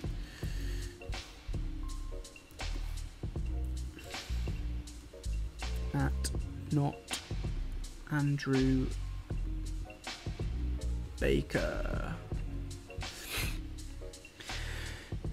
Make a new pic for the Twitter followers, lol. Oh, you gotta be joking, man. I need to crack on with this next video, guy. I'm rapidly running out of time. I'm gonna try and get it done in like the next couple weeks. Henvery, I've done you. Heather Dragon, I've done you. Loneliness, done. New Fate 26, done. Tunatic, done. Mr. 801 done. Haven't watched Infinity War, want to watch it, so sad. Yeah, Infinity War was really good. I avoided watching any of the Marvel stuff for a long time because I was just being a massive hipster. And like, it was just like, you know, it got really popular and everyone was like banging on about it all the time, and I was like, do you know what, I don't give a fuck, I'm not going to watch it, I don't give a shit. And so I went in to watch Infinity War with no context. I hadn't seen Guardians of the Galaxy. and Spider-Man Homecoming, and they're the only ones I'd seen, just incidentally. And I went into Infinity War with no context whatsoever, because I wanted to try and prove that the films don't work standalone, like isolated from one another, because every time a new Marvel movie comes out or a new Avengers movie comes out, it gets praised and it gets really high scores and review aggregators and stuff like that. And I just kind of thought, are these critics going into these movies and treating them and judging them as a standalone piece of work, or are they bringing with them the weight and the impression of the previous titles? And is that fair to judge, Infinity War against another unestablished franchise when you're like scoring them and giving them a review? So I went into Infinity War with no context whatsoever. I didn't know what any of the characters were doing, what any of the backstory was, just to see if it worked as a standalone movie. And it did. It did a really good job. And I was really pleasantly surprised. Like, I went in wanting to not like it, and I had a fucking great time. And it was I just thought it was a really good movie, really well made. Like, I'm shocked at how they've managed to get so many characters, stories woven into one story, and it didn't feel cramped or overcrowded. And they managed to deal with so many different themes and ideas, and they handled them all well, and like everyone seemingly had an arc, and it was emotional, but it was exciting, it was funny, it did everything. And it kind of annoyed me because I didn't want to like it, and now I really like it. So I've gone back and watched all the other movies, and I'm up to speed now, so I'm excited for Endgame. And they've won, they beat me. Well done, Marvel, you pricks. I didn't want to watch your stupid movies, and now I really like them. Hi, Dark. Real Andrew Burks. At Real Andrew Burks. I swear that's the same guy on two different Twitter accounts there. Andrew Baker, not Andrew Baker, Real Andrew Burks. I'm sure that's the same guy. They retweeted it about the same time as well. Oh man, I had to go and have a fucking argument on Twitter in between all of these retweets, didn't I? So I've just got loads of shitty notifications. Alk Luigi, Blinkcake. Who don't I recognise? Oh, fuck's sake.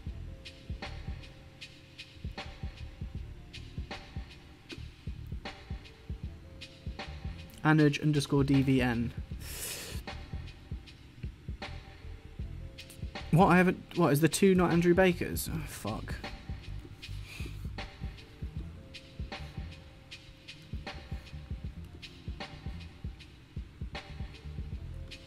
Ah, you bastard, he's there. Well spotted, thank you.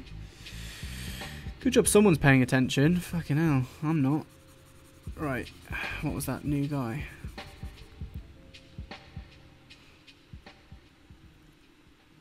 Anuj_DVN. Right, you can go here. At Anuj_DVN. Cool. Next. Brit Murphy Files. Oh, wait. Oh, fuck. Let's retweeting a different thing. Oh my god, this is a nightmare. Here we go. It's still showing the same people at the top and not showing me.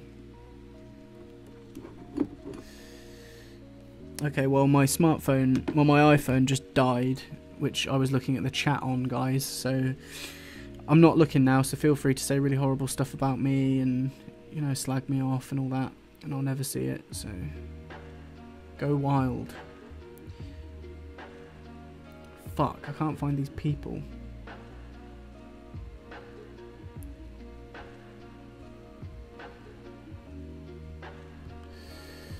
Fucking shit.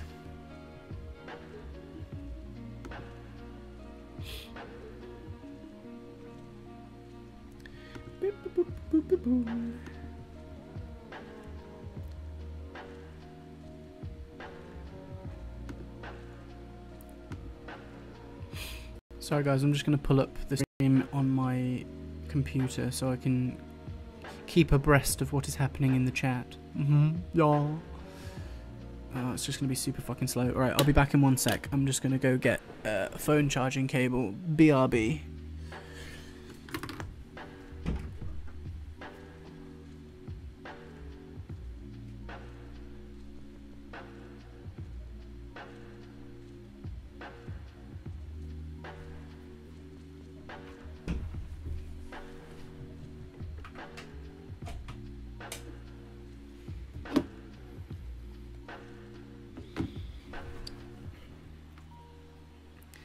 Okay, so I remember a few people anyway off the top of my head from the retweet.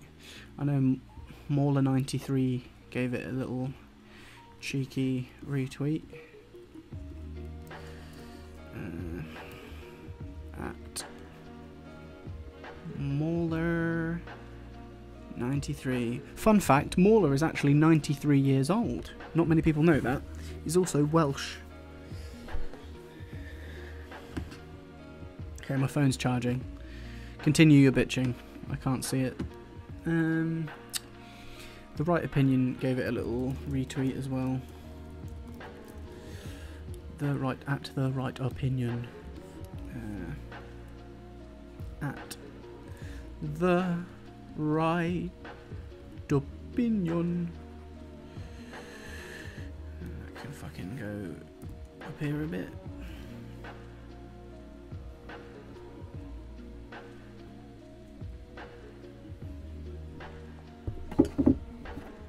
Wah.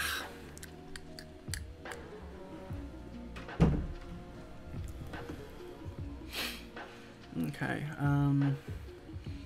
can anyone else remember who fucking retweeted this off the top of their head? Oh yeah, fucking Cultoti Red Barrel would've. He's a good chap. Diamond Breed would've. Right. At Cult OT. Is it Red Barrel or OTR Barrel? OT Red Barrel, yeah. Red Barrel. Fucking Diamond Breed would've. No Nonsense Whiskey would've. Diamond _ Breed _ Diamond. At Breed _ Diamond. Who else is there? I just said one a second ago. Fuck.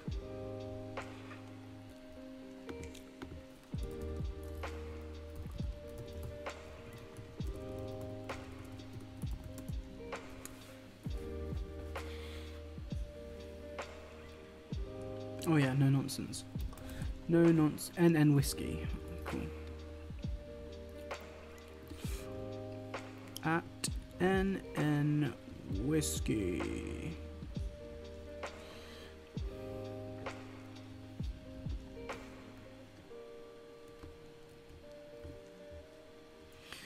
Sorry guys, I'm kind of sort of back. Lol, I think my live comments have been read more here than Game Theory Live when they'd be read 3 times. I retweeted too. Oh yeah, Masked Magpie. Sorry dude, I knew that. Masked Magpie. Masked. Is it the Masked Magpie? Fuck. What's your Twitter handle, dude?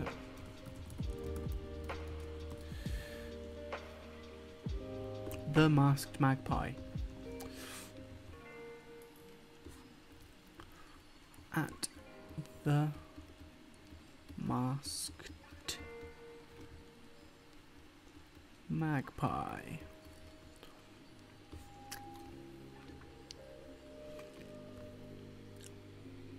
Oh yeah, Cynical Justin.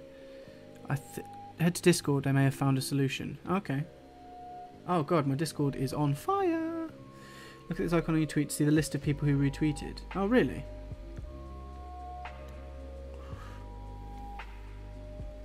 Thank you, Mitch, if that works out.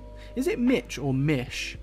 Because I've just been saying Mitch in my head, but I don't know if that's actually how you say your name.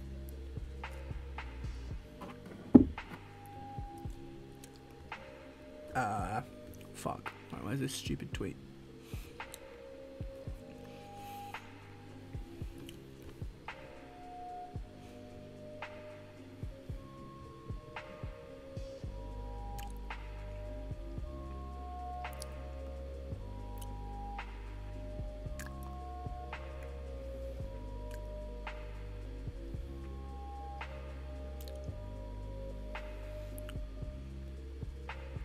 R.I.P. Stan the Man Lee. Right. Oh, fucking Jesus. Right. What was I doing? Yeah, finding the solution. The solution. And some of you cheeky bastards have retweeted it since this stream, and I know you have because it's gone up. Okay, so it's showing me the total engagements, but it's not showing me the names of the people. Promoting this tweet. No, none of that. Yeah, it's just giving me stats on that page. It's not actually giving me any specific names. It just says how many times it got retweeted. Piss.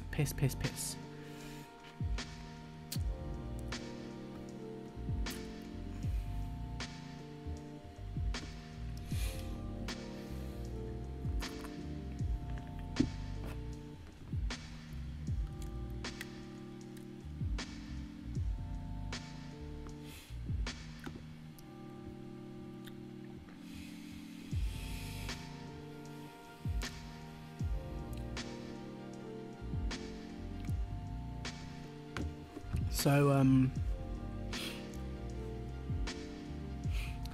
yeah, this, I should have probably checked this or compiled the list beforehand, you know, had some actual forethought before going ahead and fucking drawing this whole picture and not knowing who the fuck to write on it. It's just like only showing me the like 15 most recent retweets. It won't scroll any further or show me, and even when I go down my notifications to see more, it just bunches them all up together. That's really fucking annoying.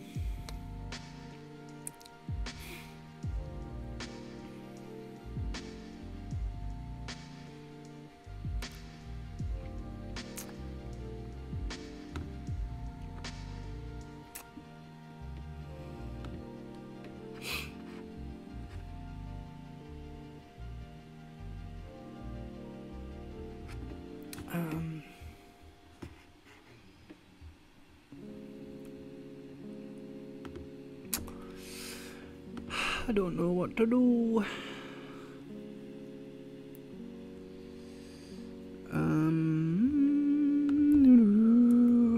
Fuck it.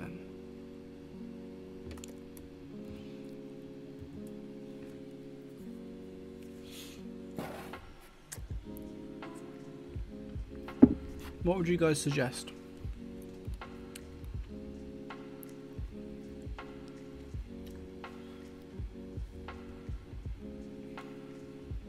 Mitch for E115.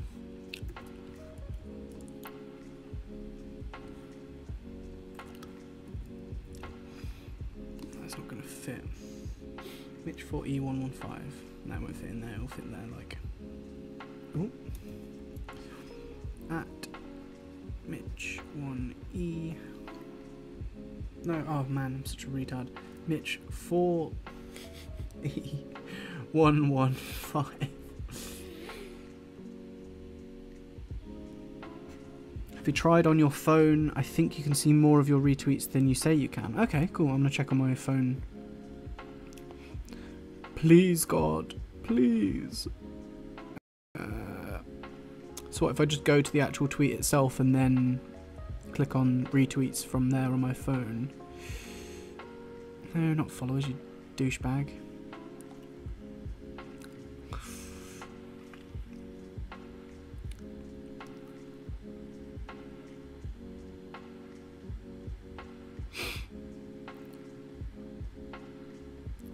Will you lot stop retweeting that now? Just stop doing it. I mean, it's not going to be too difficult for me to add you on, but just fucking pack it in.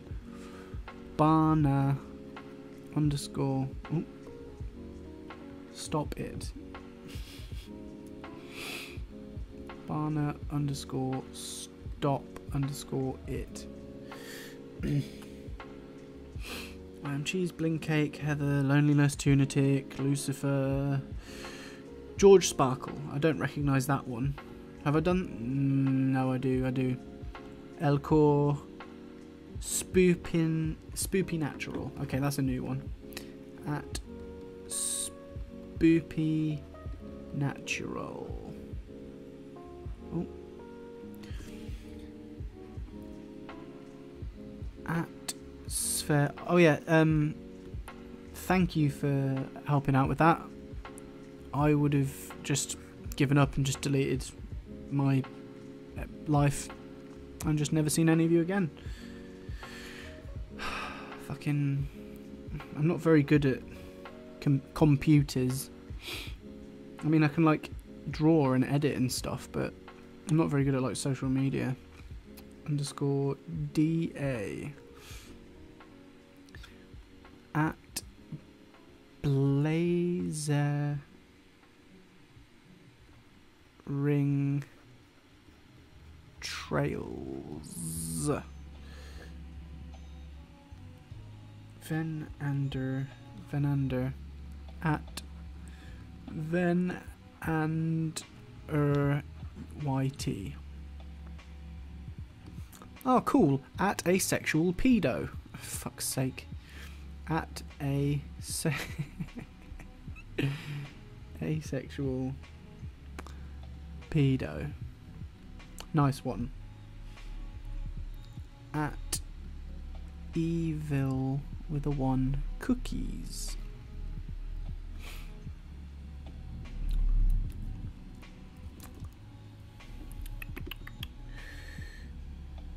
At Eat Simon.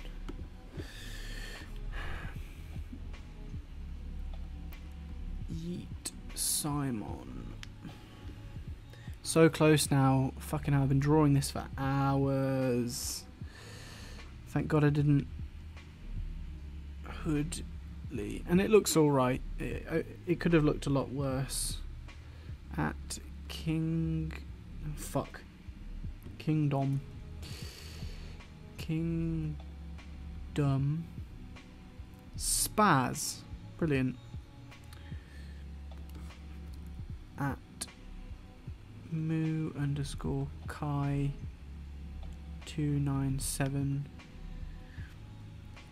At Dine Nam Itris. Dynamite Tris. At Fallout 2177.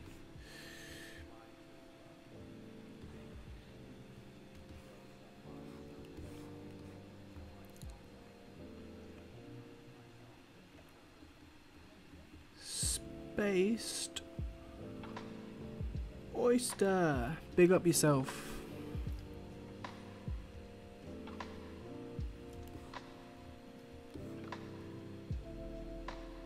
At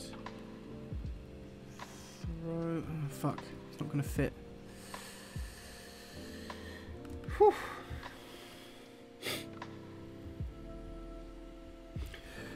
How's everyone doing this fine evening anyway, or morning, or night, or wherever you are in the world?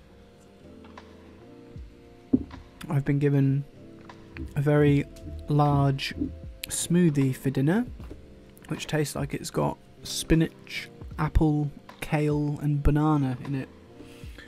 Ooh. Let's just troll snacks with Twitter names. Yeah, haha, fucking stop.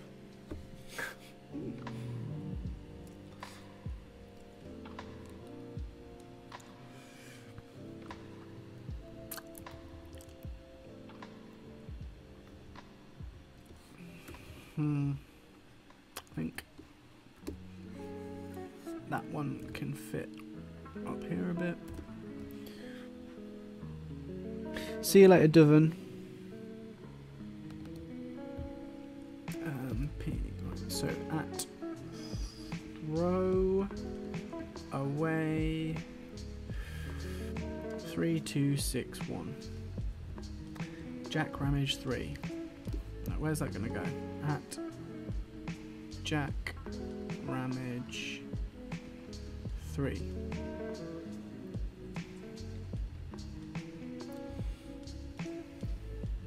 Jen dies at the end. Okay.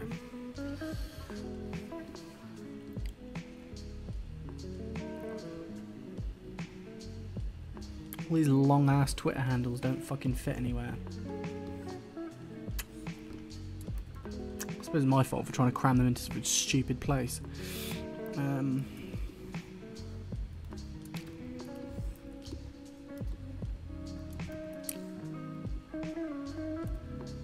At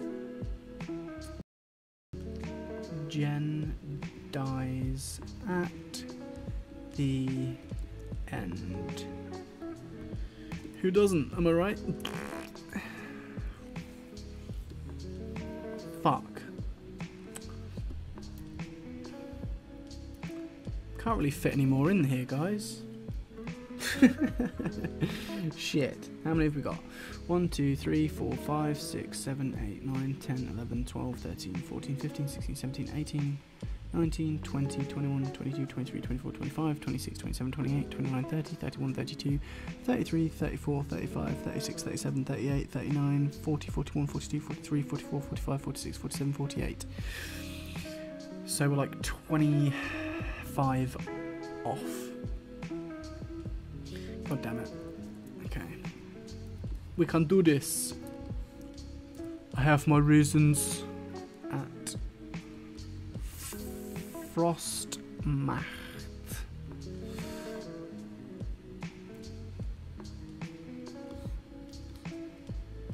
I'm just gonna have to get fucking smaller, ain't I?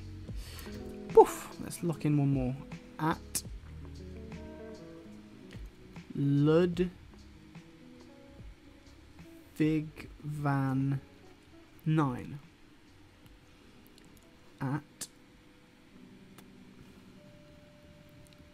Michael Gobby 1. Did I do Jack Ramage 3? Yeah, I did. Yeah, he's there. At Chance. Fucking stupid name. 82640304. Fucking Jesus. Did I do ordinary at best? No. At ordinary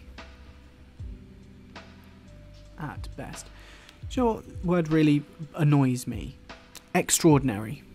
The word extraordinary. You know, people use that to, you know, talk about something that's like fantastic or really out there, really, you know, amazing. But the word itself is just extraordinary. Ordinary isn't good. Having something that is more ordinary is worse. So why is extraordinary extraordinary? Why does it mean something that's great or fantastic? It should just mean something that's boring. Just extraordinary. Fucking stupid English language.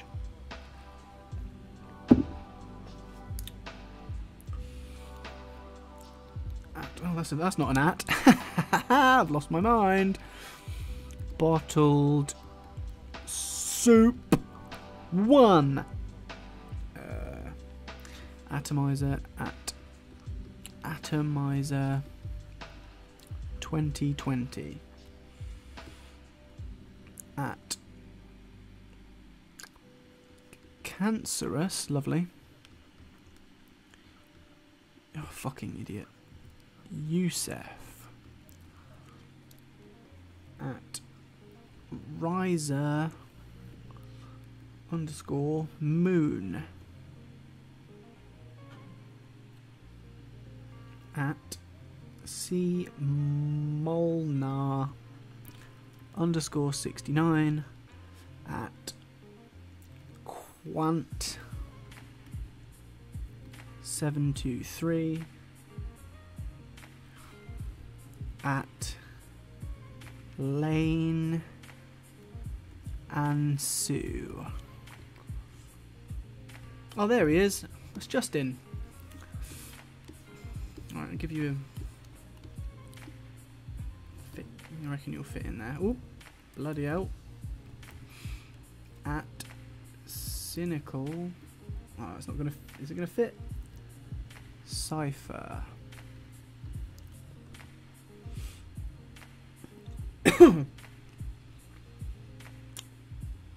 At James Irvin 981. Oh, that looks shit. Come back. 981. Not much better, but whatever. Not so humble ace.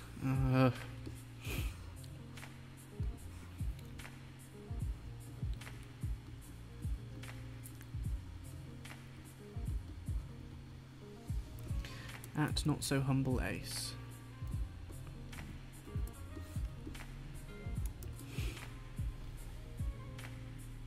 Tango Force 141. I don't want to start writing down there. I'm going to try and fit them in here. Oh, this is a nightmare. At Tango Force 141. A blue-footed newt. At a blue-footed newt. What's her name, XO? At fucking hell. I think these need to like turn a bit.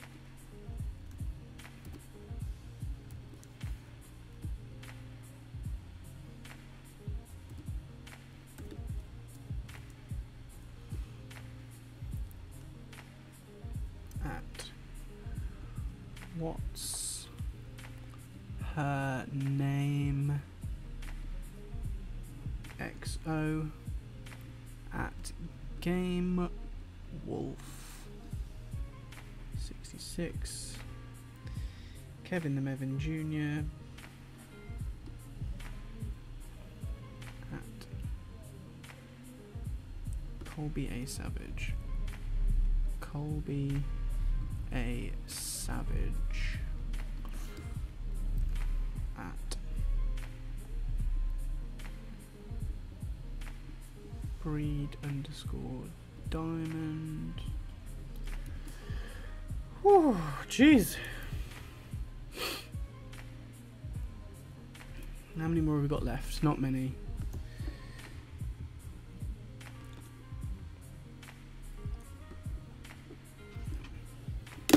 How you guys doing anyway? Sorry, I feel like I've neglected you a little bit. I've just been on like a name writing spree. Wouldn't have been the most interesting content. This me trying to fit my essay onto that last bit of paper. Yeah, pretty much.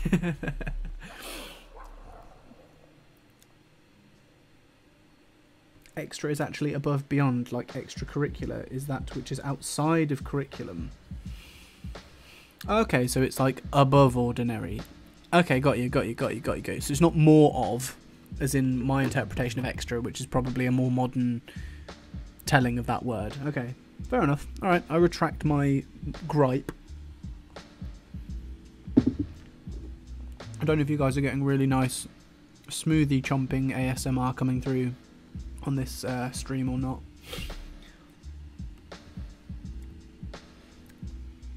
Kevin the Mevin Jr. Where are we going to fit your stupid fucking massive name?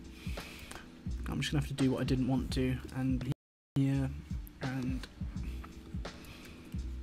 pray for the best.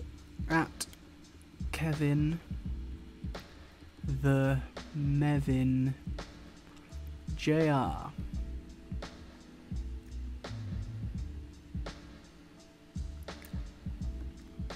At Dare Lord Melone.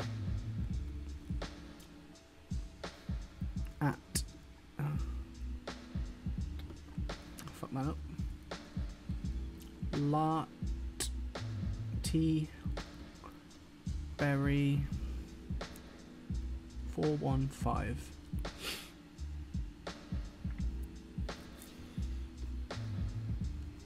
At Melonia, oh Melon AI Melon 2D. Okay, cool. There's only a couple left now. So I'm gonna go down this side. Go down this side. At a waste of Owen Owenuni.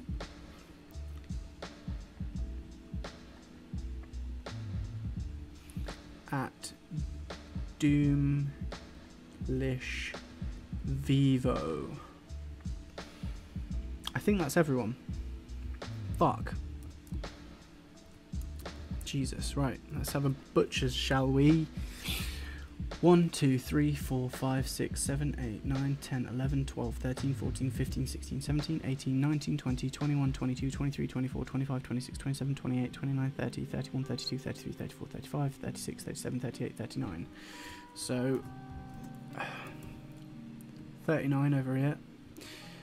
1, 2, 3, 4, 5, 6, 7, 8, 9, 10, 11, 12, 13, 14, 15, 16, 17, 18, 19, 20, 21, 22, 23, 24, 25, 26, 27, 28, 29, 30, 31, 32, 33, 34, 35, 36, 37, 38, 39, 40, 41. So that's 80 in total. That's way more than actually retweeted it. Fine, whatever.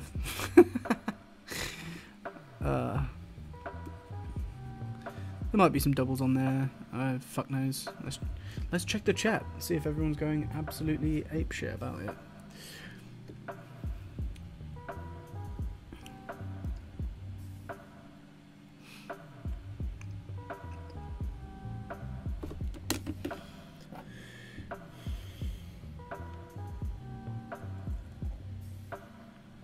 Right. Chrissy, you not on there? Fuck. For the love of God. Wait, is it Chrissy Diggs? How do you spell it? It's K-R-I-S-S-I-S-S-Y. Fuck. Yeah, Chrissy Diggs. Okay, cool.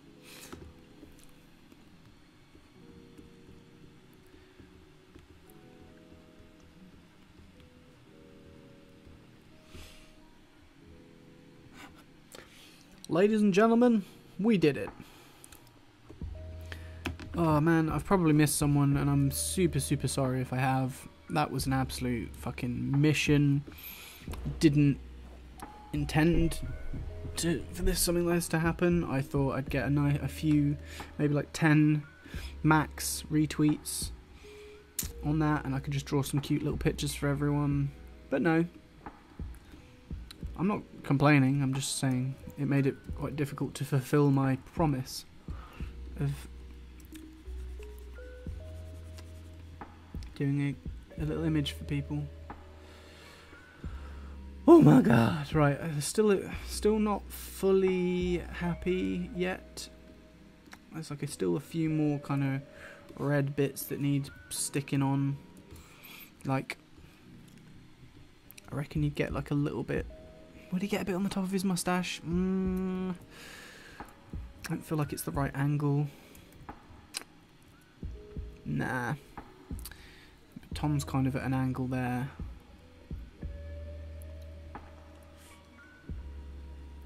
We made it. We did it. It only took fucking forever. Jesus Christ. Should I do something different with the background, do you think? I should maybe like make it a bit darker and then... I know, we could do... Make a new layer, select the entire thing, go down here, pick my black, which isn't definite black, it's kind of like an off black. Get the gradient tool, chuck a gradient up the screen, give it a little bit of depth, and then grab the... where are you? The written layer, add a bit of a glow, outer glow to that. And then perhaps just tidy this corner a little bit. So it's just a little bit further away from there. Yeah? Looks alright to me. This could do with like maybe having a bit of a glow or some kind of drop shadow or something. Maybe, or am I just... Should I just fucking do it? Just pack it in now. Thing is with stuff like this, like you can just work on it forever. So if I chuck all that stuff into one layer, yep, and dump a drop shadow on there. Make it stand out a little bit more from the background, basically. Maybe at like a 50%. So it looks a bit more separate. Yeah, that's cool. That's cool. Oh my god. I'm aching, everyone. I've been sat in the same hunched over position, basically making out with this microphone for fucking like 2 hours. I feel gross and stinky. How are you guys feeling?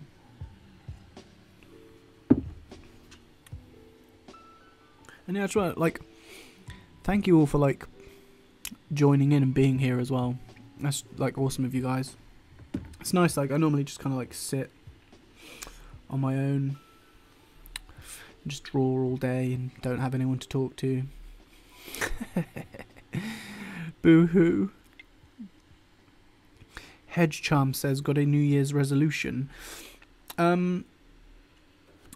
Not strictly speaking. I said earlier, like, I always just say to myself, I'm just going to make an effort to just be try and be nicer. Like, every year a little bit nicer as a person, and try and, you know. Wait, sorry, Chrissy Diggs, you're on another level there, mate. Need to add some glow to your name. That's not cool. Yeah, just generally just try and be a nicer person and make better decisions. Like, it's not like a strict thing like, I'm gonna stop meh. So, I don't know, because it's so easy to fall. You know, people have this idea that, like, you need to keep up your resolutions, and the second that you go against them, that's it, you've ruined it, you might as well just go back to your old ways, and it's not really about that. It's not really about, you know, it's all progress. So I don't do anything strictly anymore. Because I guess you know, but I'm being healthy for the next couple of days. I'm on, like, a bit of a detox, trying to, like, kick my body back into, like, being human again after the Christmas break, eating loads of fucking garbage food and drinking loads of beer.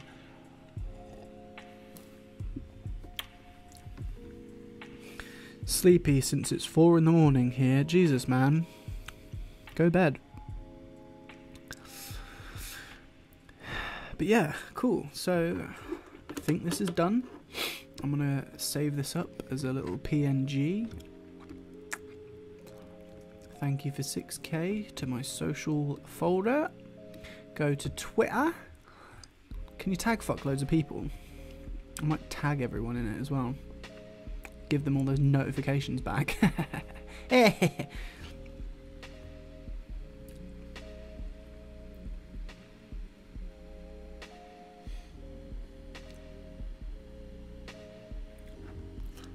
that look done to you guys? Is that a done image? Maybe I should just do... This is why my videos take me so long.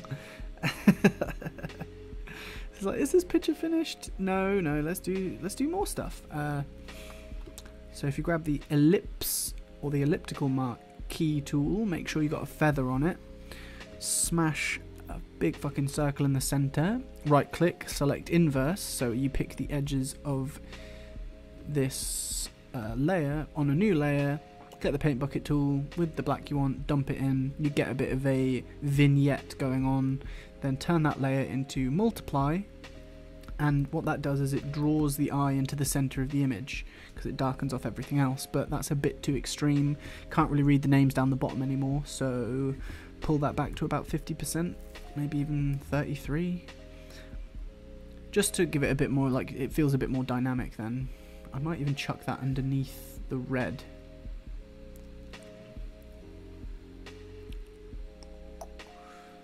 Maybe like that. Yeah, that's much better. You probably can't even notice the difference. But I know it's different in my head.